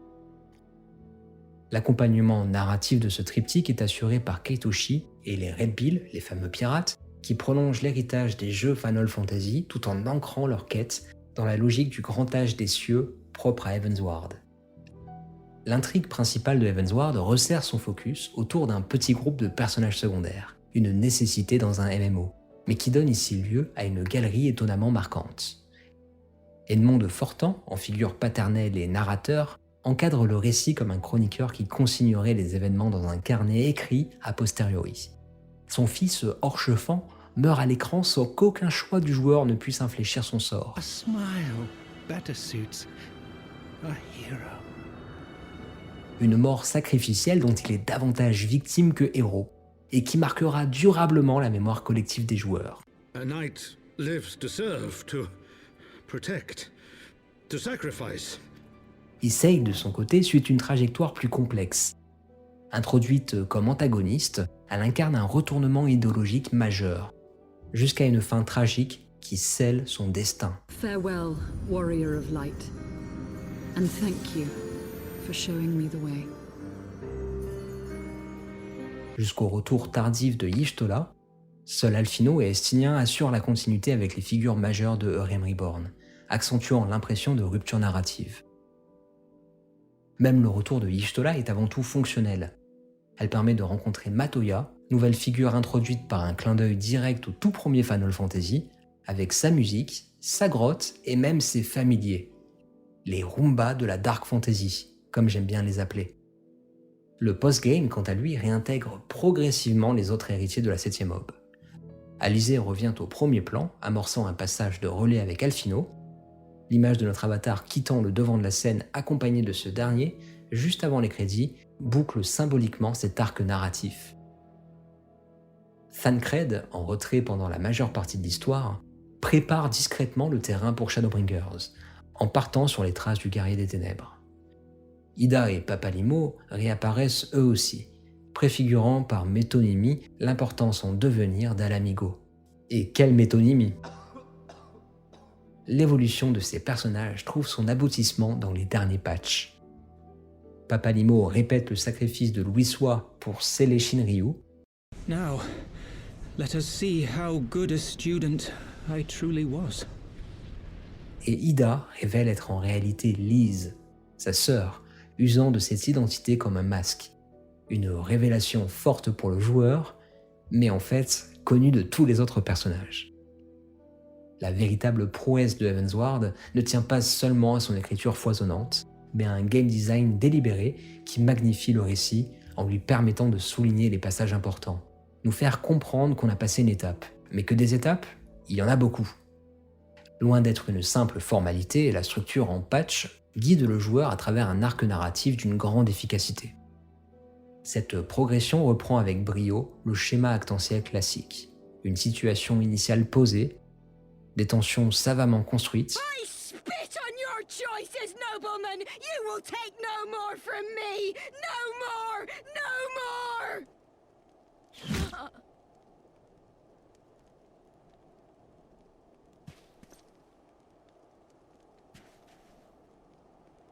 un point culminant percutant,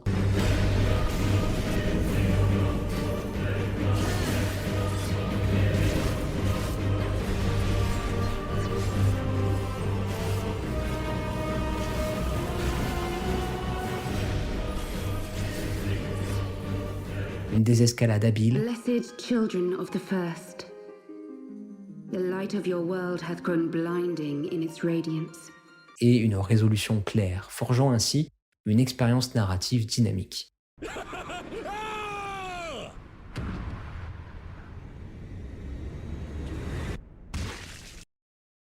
Mieux, en débutant sans nouveau donjon, comme dans la 3.1, le post-game affirme que, pour un temps au moins, c'était encore l'histoire qui dictait le rythme du jeu, et non l'inverse. Depuis Stormblood, cette logique s'est inversée. Le format s'est figé, et le récit doit souvent s'adapter à une cadence imposée par les mécaniques. C'est peut-être ça au fond qu'on a perdu. Les zones explorées dans Heavensward prolongent l'idée d'un voyage initiatique, bien différent de celui proposé par Realm Reborn. Là où ce dernier fragmentait l'expérience entre 3 débuts équivalents mais séparés, puis propulsait le joueur aux 4 coins des Orzea, Heavensward opte pour une progression continue à travers des zones vastes, cohérentes, parfois hostiles, mais toujours narratives. On peut s'en convaincre notamment du fait de la narration de Edmond de Fortan qui encadre le récit. To lands long forsaken, that the knights of Ishgard strove tirelessly to reclaim. Chaque région, du Kurthas occidental aux confins dravaniens, soutient la progression narrative tout en imposant une ambiance propre et un rythme plus marqué. On a véritablement l'impression que le voyage gagne en densité au fil des zones. Dès l'arrivée à Ishgard, le changement se fait sentir. Les environnements sont plus hostiles, les ennemis plus résistants et plus nombreux. Et ce n'est pas un hasard. Les développeurs avaient reçu des retours sur le manque de danger dans l'Overworld de Realm Reborn, et ont clairement voulu corriger le tir ici. Certes, il y a le niveau d'objet qui entre en compte, on passe quand même du niveau 50 à la fin de Realm Reborn au niveau 130 au début de Heavensward, mais il faut peu de temps pour se rendre compte qu'Heavensward rehausse la difficulté dans les zones ouvertes pour renforcer le sentiment d'aventure. Dravania apparaît si loin de nos civilisations traditionnelles que le sentiment de défamiliarisation accompagne notre attention et se poursuit jusqu'à atteindre le point d'orgue de cette intrigue. Alusla.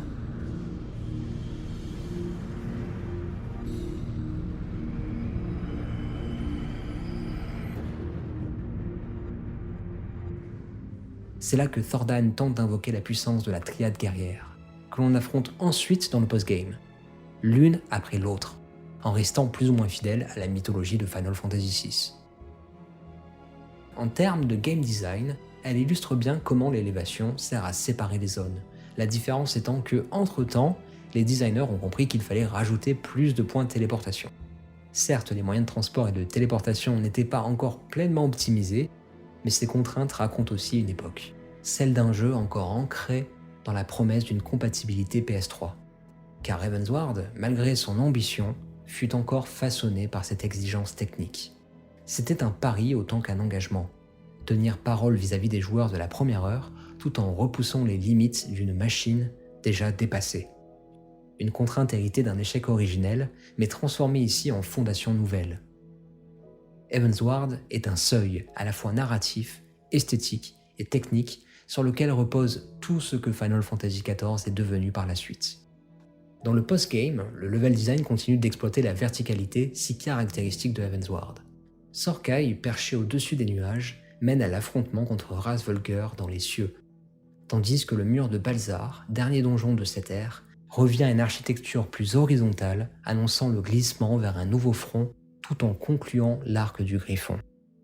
Honorer la promesse PS3 relevait autant de l'engagement que d'un pari risqué. En cas d'échec, la plateforme aurait pu en payer le prix fort.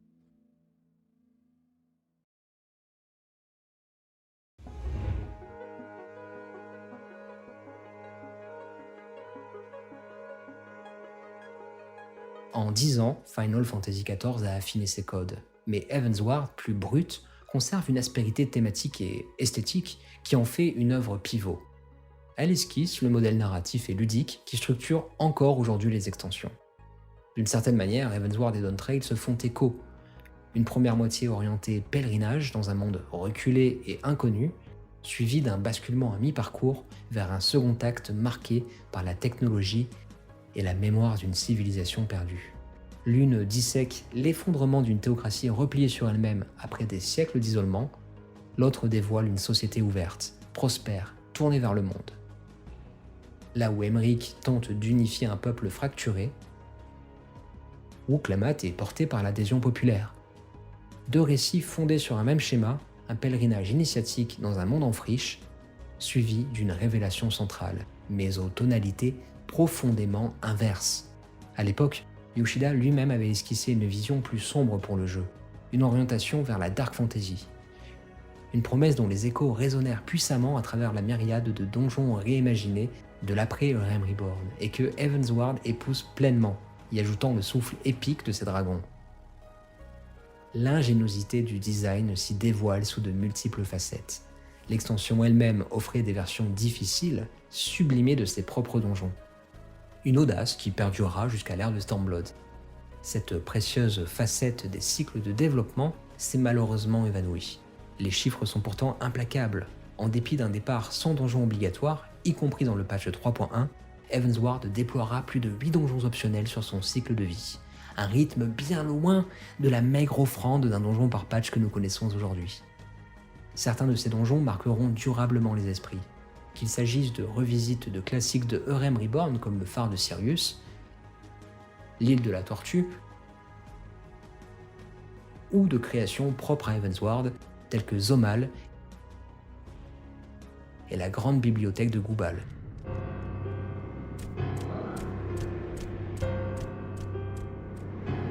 Or, depuis l'éclat d'Heavensward, les donjons de l'intrigue principale n'ont plus jamais connu de seconde vie en mode difficile après. Pas un seul de Stormblood, Shadowbringers, Endwalker ou Dawn Trail n'a bénéficié de cette transformation. C'est une perte regrettable, un appauvrissement manifeste de la densité de contenu. L'avènement de grandes opérations de terrain, comme Bojja ou Eureka, et du contenu de type lifestyle comme le sanctuaire insulaire, a, il est vrai, coïncidé avec cette érosion. Pourtant, cet élément de game design n'était pas anodin. Si toutes les refondes ne s'équivalaient pas, elles conféraient une plus-value indéniable, tissant parfois un lien narratif direct avec leurs prédécesseurs. Stormblood tenta de bien ranimer le continuum fractal, l'arboretum de Saint-Mociane, mais ses efforts demeurèrent des exceptions, jamais plus la règle. Ajoutez à cela le lissage de certains donjons de l'ère Realm Reborn et Heavensward, depuis Endwalker, et vous avez là une partie du problème que cette rétrospective cherche à exposer.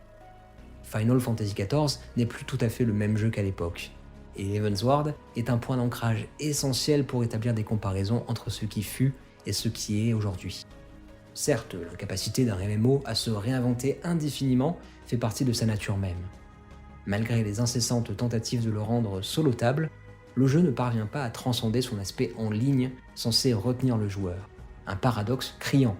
À l'heure où le marché du jeu vidéo, notamment au Japon, se tourne résolument vers le mobile, la casualisation de Final Fantasy XIV apparaît comme une tentative insidieuse de combler le fossé entre le MMO traditionnel et le jeu mobile.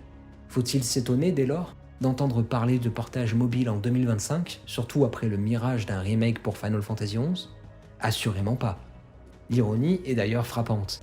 Il y a une décennie, on craignait un système mercantile agressif via la boutique en ligne, et Yoshida avait alors promis l'absence de pay to win.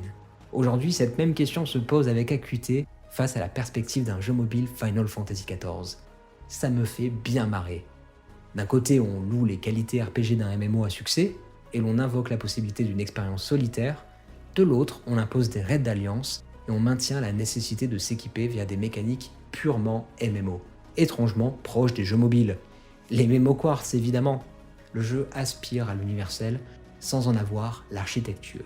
Et cette faille intrinsèque ne pourra jamais être colmatée, malgré toutes les prétentions contraires.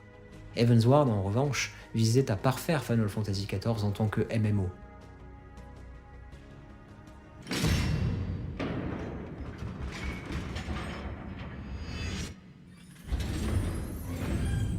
Les donjons sans fin de la 3.3, ou les carnets de Chloé en 3.4, en sont la preuve éclatante.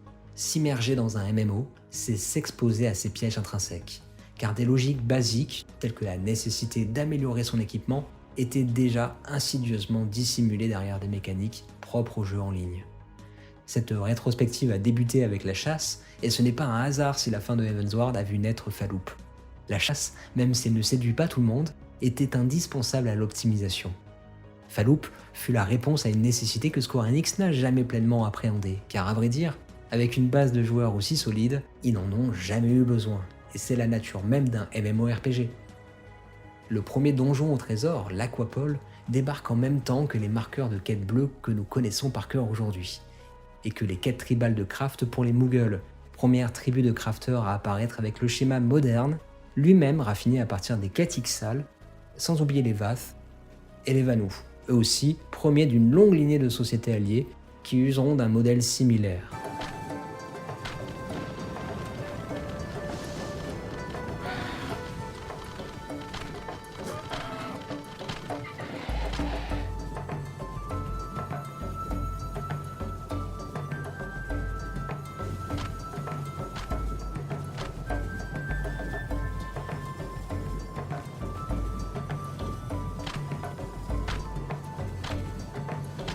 Autant d'éléments qui cherchent à nous interpeller, nous faire revenir de façon hebdomadaire, car chaque nouvelle tribu vient certes avec son histoire, mais implique quand même du temps réel, mesuré en termes de semaines, ce qui oblige le joueur à revenir constamment, refaire les mêmes choses. C'est un modèle qui marche, mais qui, comme les donjons au trésor, demande du temps et de l'implication. En parlant des donjons au trésor, même si Square Enix ne le présente pas ainsi dans ses notes de patch, on raconte que le choix est en fait prédéterminé, qu'importe la porte que l'on choisit pour progresser, les donjons roulettes n'étant apparus que lors de l'extension suivante. Toute une nouveauté de haut fait, ou achievements, apparaît en conséquence, ainsi que le système de mentorat et des montures quasi irréalistes pour un joueur vraiment très casual à obtenir. Heavensward a bien compris qu'il fallait désormais bien séparer les différents types de contenus pour laisser plus de chance aux joueurs de s'investir et lui faire ressentir ce que c'est d'être un MMORPG. Ce qui demeure aujourd'hui, c'est ce que Heavensward continue de nous offrir, bien au-delà de la nostalgie. Realm Reborn avait sa propre structure, son rythme, mais le jeu était encore en gestation, loin d'avoir atteint la maturité technique et narrative qui le caractérise désormais aujourd'hui. Heavensward a su préserver ce que son prédécesseur avait de plus réussi en termes de game design. Les fondations solides d'un MMORPG moderne, pour les affiner et y ajouter des éléments plus audacieux et plus ambitieux.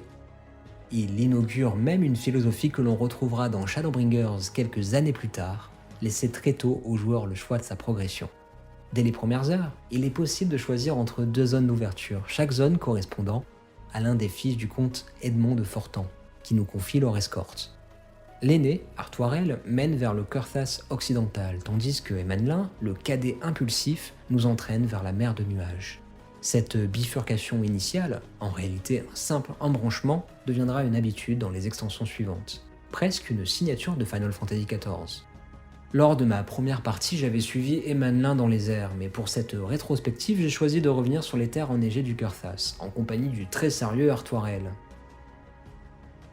Heavensward introduit également un tout nouveau casting vocal, du moins dans la version anglaise, avec un jeu d'acteur plus sobre, plus incarné, qui tranche nettement avec les intonations souvent surjouées de Realm Reborn.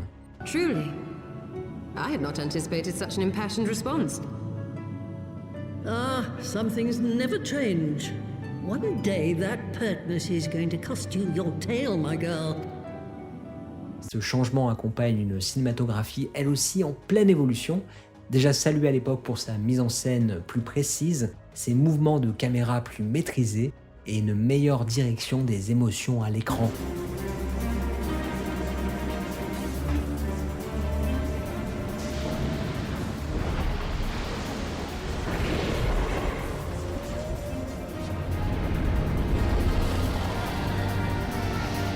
Comme son prédécesseur, la campagne principale de Heavensward est jalonnée d'instances solo. Certaines, particulièrement bien construites, méritent d'être distinguées. L'une d'elles survient dès le niveau 51 lors de la quête Keeping the Flame Alive. Le joueur doit alors secourir Roban, captif des traîtres infiltrés parmi les Braves du Cristal.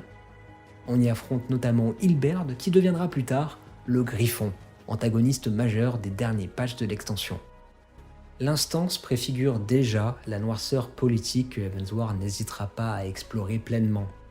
Plus tard, dans le patch 3.2, une autre séquence forte se démarque. La grande mêlée de Ishgard. Le joueur y participe sous les couleurs de la maison Fortan, dans un affrontement simulé contre une coalition de soldats venus des 3 grandes cités des Orzea. Ul'dah, Gridania et Limsa Lominsa. Chaque adversaire vaincu rapporte 1 point et les cibles prioritaires en rapportent 10. Une fois la barre des 90 points atteinte, Roban en personne vient nous défier dans un duel en 1 contre 1. Un moment particulièrement intense car il survient juste après un épisode délicat du récit. Emanlin en effet commet une grave erreur diplomatique lors d'une manifestation anti-dragon aux abords d'Ishgard, entachant la réputation de sa maison. Ce passage souligne non seulement la pression qui pèse sur la noblesse ishgardaise, mais aussi l'évolution de ce jeune personnage, tiraillé entre ses responsabilités et son immaturité. Des instances solo de la sorte, il y en a une pléthore. Elles nourrissent le récit de Heavensward et participent du rythme global de l'intrigue, mieux que pouvait le faire Realm Reborn. Et c'est normal, Heavensward est la preuve qu'on peut couvrir une histoire entière sur une échelle de progression de 10 niveaux. Et son post-game profite autant aux extensions qui vont suivre qu'à elle-même, ce dont on ne pourrait pas vraiment dire ni de Endwalker, ni de Dawntrail, pour prendre les extensions les plus récentes.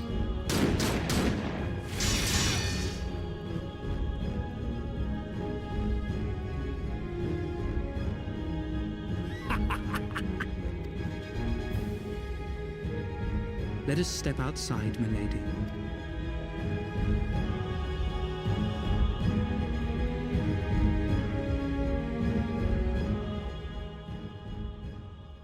It's interesting because I have 2 big feelings about it. On the one side, I loved the broad approach of Final Fantasy XI and like just go wherever you want, do whatever you want.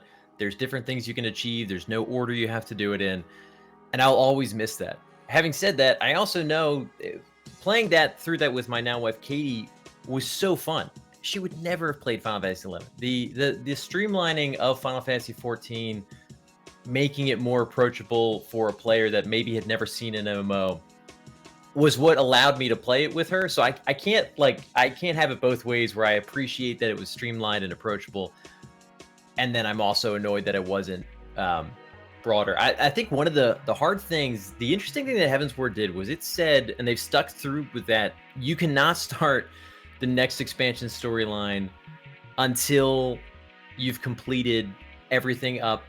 You're going to play through the whole story. And I think they had a choice at that release to say, do we create a breakpoint and say like, start here, or do we make you play through the whole thing?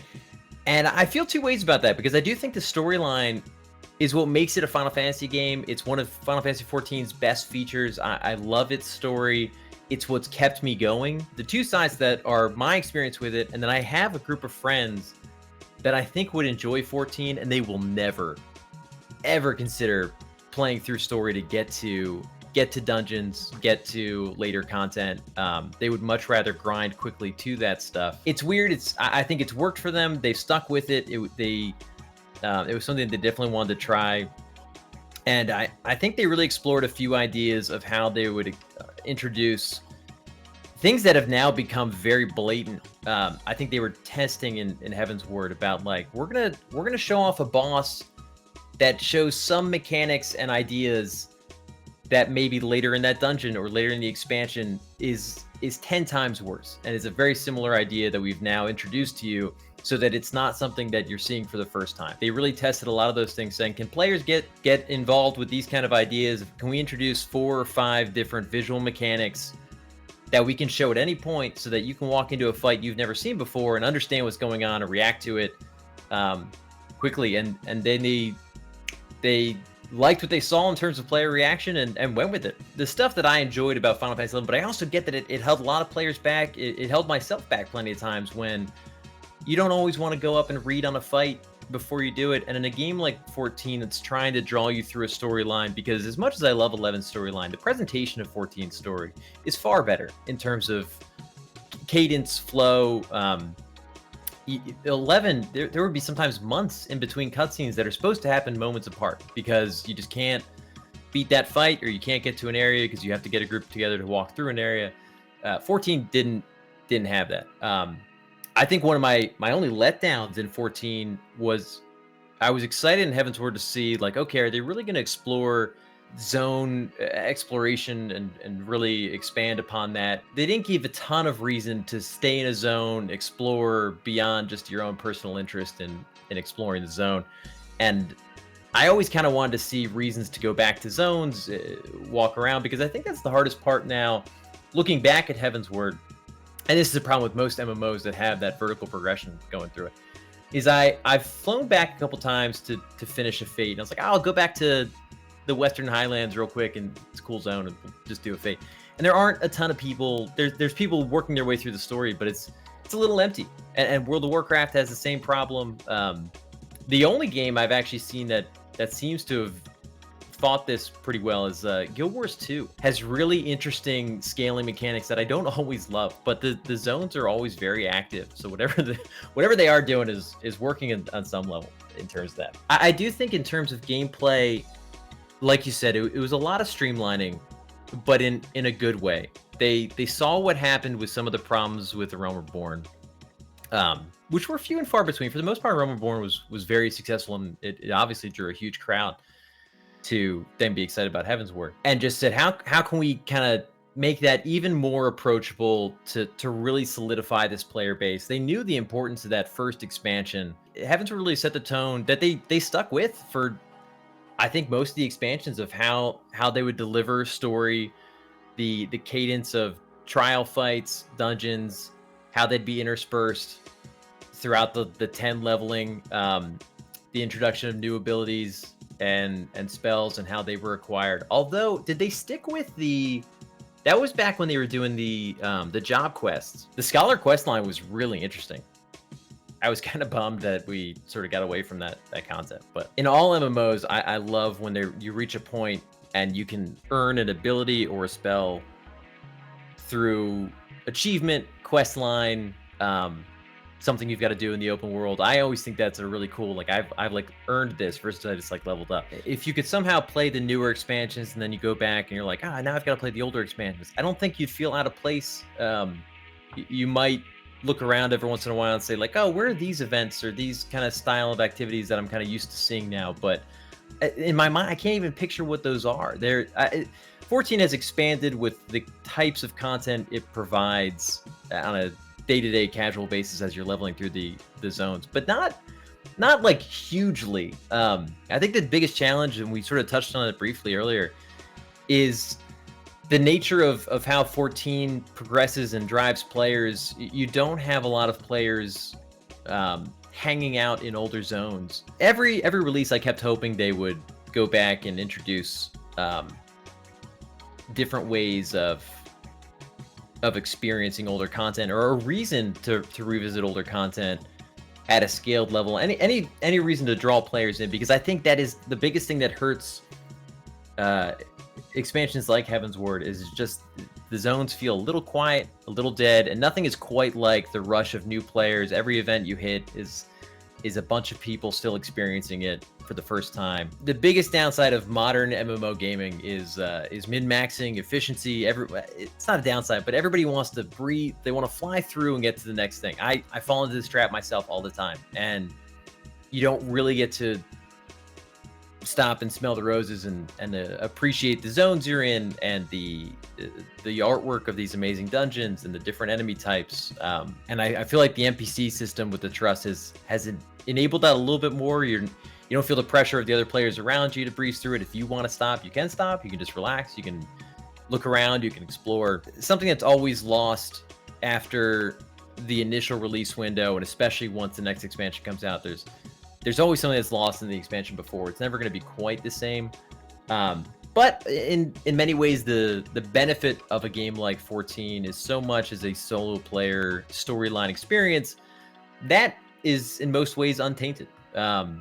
It's always going to be the same story it was, and 14 at this point has one of the better stories I think of most Final Fantasy games. It's told in a great way. I think if anything, the only things that dragged on for me where there were periods where my leveling would stagnate and I wasn't doing enough side quests or I wasn't doing enough fates. But that was really more how I was experiencing the game and not necessarily the content itself. They don't really need to do the side quests and fates as much.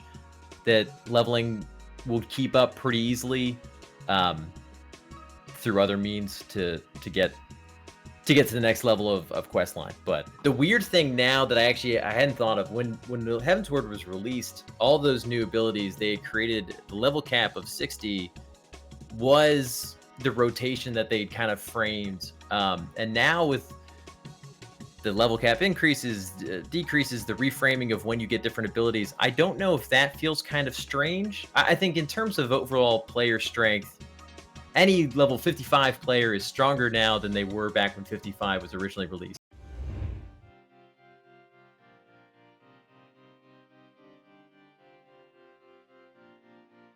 Heavensward s'est affirmé comme une extension atypique, parvenant à sublimer les atouts de Realm Reborn pour forger des combats emblématiques et dynamiques qui ont profondément marqué les joueurs, tout en introduisant des affrontements moins plébiscités comme celui contre Bismarck.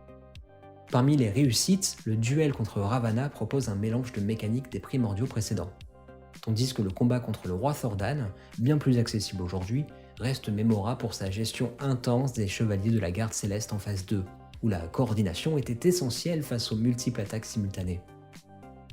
Quant à Nidhogg, il représente un véritable test de coordination et de DPS, particulièrement lors de sa redoutable phase 4, où son attaque Hakmorn exigeait un regroupement parfait des joueurs pour répartir les dégâts et survivre aux frappes incessantes, sous peine d'une défaite quasi certaine. En revanche, Bismarck reste à ce jour encore décrit comme l'un des pires combats de boss du jeu, et il est vrai qu'il mérite bien ce titre. Cette confrontation est singulière car au lieu d'attaquer directement le primordial, les joueurs se concentrent sur la gestion d'ennemis secondaires et la protection d'une plateforme flottante dotée de sa propre barre de vie. Ce déséquilibre entre la faible interaction avec Bismarck et la prépondérance de mécaniques de soutien répétitives explique sa mauvaise réputation. Néanmoins, dans son post-game, Heavensward a aussi permis aux joueurs de se confronter à la triade guerrière de Final Fantasy VI, et a par ailleurs inclus d'autres boss clés de la série. On y retrouve en particulier Death Case, le super boss secret de Final Fantasy VI, dans le raid d'alliance de Dunscaith, ou encore Ozma de Final Fantasy IX, sans doute l'un des boss les plus redoutables de la cité volante de Ma. Les raids d'alliance étaient par ailleurs grandioses, et de ce point de vue, Final Fantasy XIV n'a jamais perdu de sa superbe. Heavensward proposait déjà des instances remarquablement soignées, portées par une volonté manifeste de donner un sens littéral au titre de l'extension, que l'on pourrait traduire par « vers les cieux » ou « la direction des cieux ». Cette ambition se ressent particulièrement dans les raids d'alliance, où les développeurs ont cherché à repousser toujours plus loin les limites du level design, propulsant les joueurs vers des hauteurs célestes de plus en plus vertigineuses. Heavensward, littéralement. Certes, les mécaniques n'étaient pas aussi lisibles qu'elles le sont aujourd'hui, la télégraphie des attaques restait encore relativement opaque, et les joueurs devaient encore s'en remettre uniquement au nom des compétences pour deviner les effets à venir. Cette approche plus exigeante, mais aussi plus cryptique, a contribué à façonner une époque du jeu où l'apprentissage reposait davantage sur l'intuition, l'expérimentation ou le bouche à oreille au sein de la communauté. C'est d'ailleurs cette complexité, parfois perçue comme un frein pour les nouveaux venus, qui a conduit l'équipe de développement à fluidifier la progression et proposer une expérience plus accessible, plus casuale, sans pour autant renier l'héritage du jeu. Mais cette simplification ne retire en rien la majestuosité de l'extension, ni la qualité des lieux que l'on y explore. Des donjons, comme Sorkai, continuent d'impressionner tant par leur ambiance que par leur mise en scène.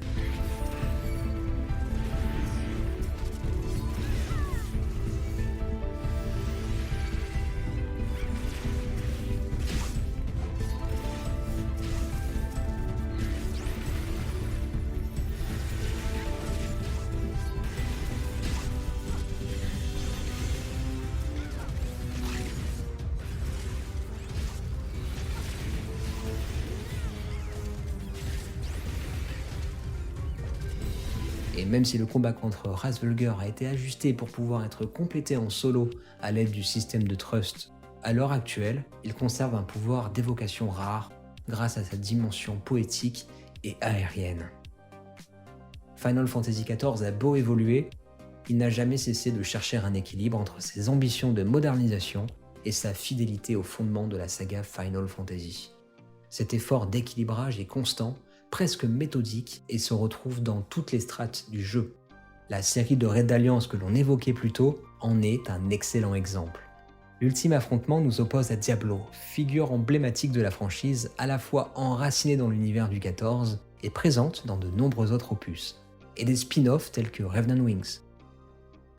Ce même souci de continuité se retrouve dans des lieux comme la grande bibliothèque de Gubal, qui fonctionne à la fois comme un hommage appuyé à Final Fantasy V, mais aussi comme un décor central de la trame principale, ainsi qu'un espace narratif important dans le post-game de Heavensward.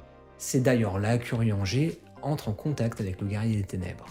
Cet équilibre subtil entre hommage, continuité et innovation est ce qui a permis à Final Fantasy XIV de rester pertinent tout en continuant à grandir.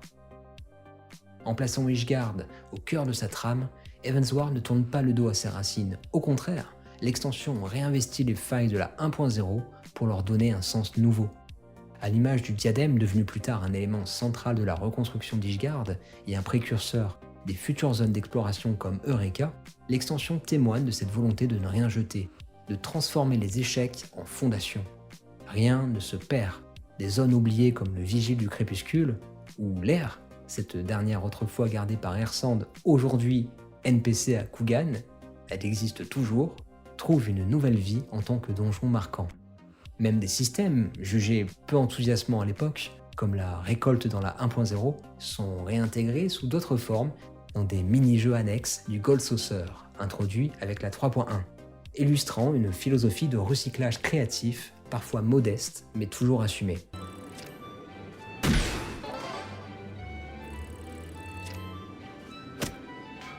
En ce sens, Heavensward esquisse déjà les contours du futur de jeu, non seulement Stormblood et Shadowbringers, mais aussi Endwalker. Lorsqu'on explore les ruines charlianaises enfouies dans l'arrière-pays dravanien, c'est déjà une vision de ce que nous réserve le dernier chapitre qui se dessine. L'extension ne se contente pas de poser les fondations d'un monde vertical tourné vers les cieux, elle trace aussi les lignes d'une trajectoire narrative qui relie passé, présent et avenir, fidèle à l'esprit Final Fantasy, tout en s'émancipant de ses propres échecs pour aller toujours plus loin. À mon sens, Heavensward nous a légué bien plus qu'un simple scénario réussi. Avec cette extension, Final Fantasy XIV semble véritablement prendre conscience de la communauté qui le fait vivre, de sa diversité, de ses attentes, mais aussi de ses différents niveaux d'engagement. Cet éveil avait été amorcé dès le post-game de Eurem Reborn, mais Heavensward approfondit cette dynamique en consolidant des bases communautaires solides, tout en maintenant une exigence de fond. Le contenu y est souvent technique, comme en témoignent les raids à 8 joueurs de type sadique, mais toujours pensé pour rester abordable, avec des modes normaux permettant à un public plus large d'en faire l'expérience sans trop de frustration. Sans verser dans la simplification pour autant, cette période a également vu naître de nombreuses optimisations en termes de confort de jeu. On peut notamment citer l'amélioration du système de glamour via les prismes Mirage, dont l'utilisation a été simplifiée afin de démocratiser la personnalisation des équipements. Des efforts concrets ont été faits pour rendre le quotidien des joueurs plus fluide, que ce soit dans l'interface ou dans la gestion des systèmes annexes. Bien sûr, tout n'était pas parfait. L'ère Heavensward a aussi été celle de l'expérimentation tous azimuts. Des systèmes comme Pierre-Ciel-Mer, qui sont en fait des poteaux d'entraînement censés permettre aux joueurs d'évaluer leur préparation avant d'entrer dans des contenus de haut niveau, ont été introduits avec les meilleures intentions, mais sont restés sous-utilisés par la majorité des joueurs. D'autres ajouts comme les escouades de grandes compagnies ou bien les nouveaux grades ont semblé prometteurs dans un premier temps, mais ont très vite été délaissés au fil des mises à jour, jusqu'à devenir pratiquement obsolètes à partir de Shadowbringers. C'était une période un peu touche-à-tout, permanente, où l'équipe de développement testait beaucoup de choses, parfois avec brio, parfois de manière plus anecdotique. Des idées comme le Battle Hall, une arène pour les duels de triple triade, ou Verminion, un mini-jeu stratégique mettant en scène les mascottes du joueur, ont tenté d'élargir l'expérience vers des activités annexes, avec des résultats inégaux. Si Triple Triade a su conserver une certaine popularité, Verminion, lui, a été largement ignoré par la communauté, en partie à cause d'un gameplay jugé lent et peu engageant. Le post-game de Heavensward se caractérise donc par cette richesse contrastée. Il y avait à boire et à manger, pour dire les choses familièrement.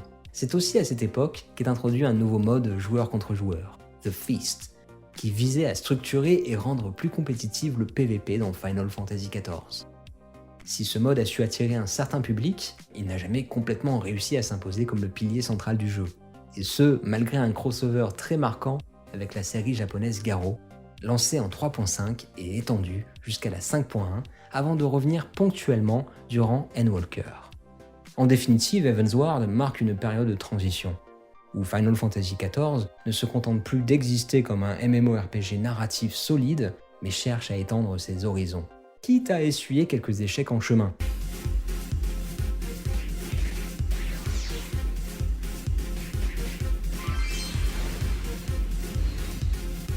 C'est cette ambition constante, parfois maladroite, mais toujours sincère, qui définit peut-être le mieux l'esprit de cette extension.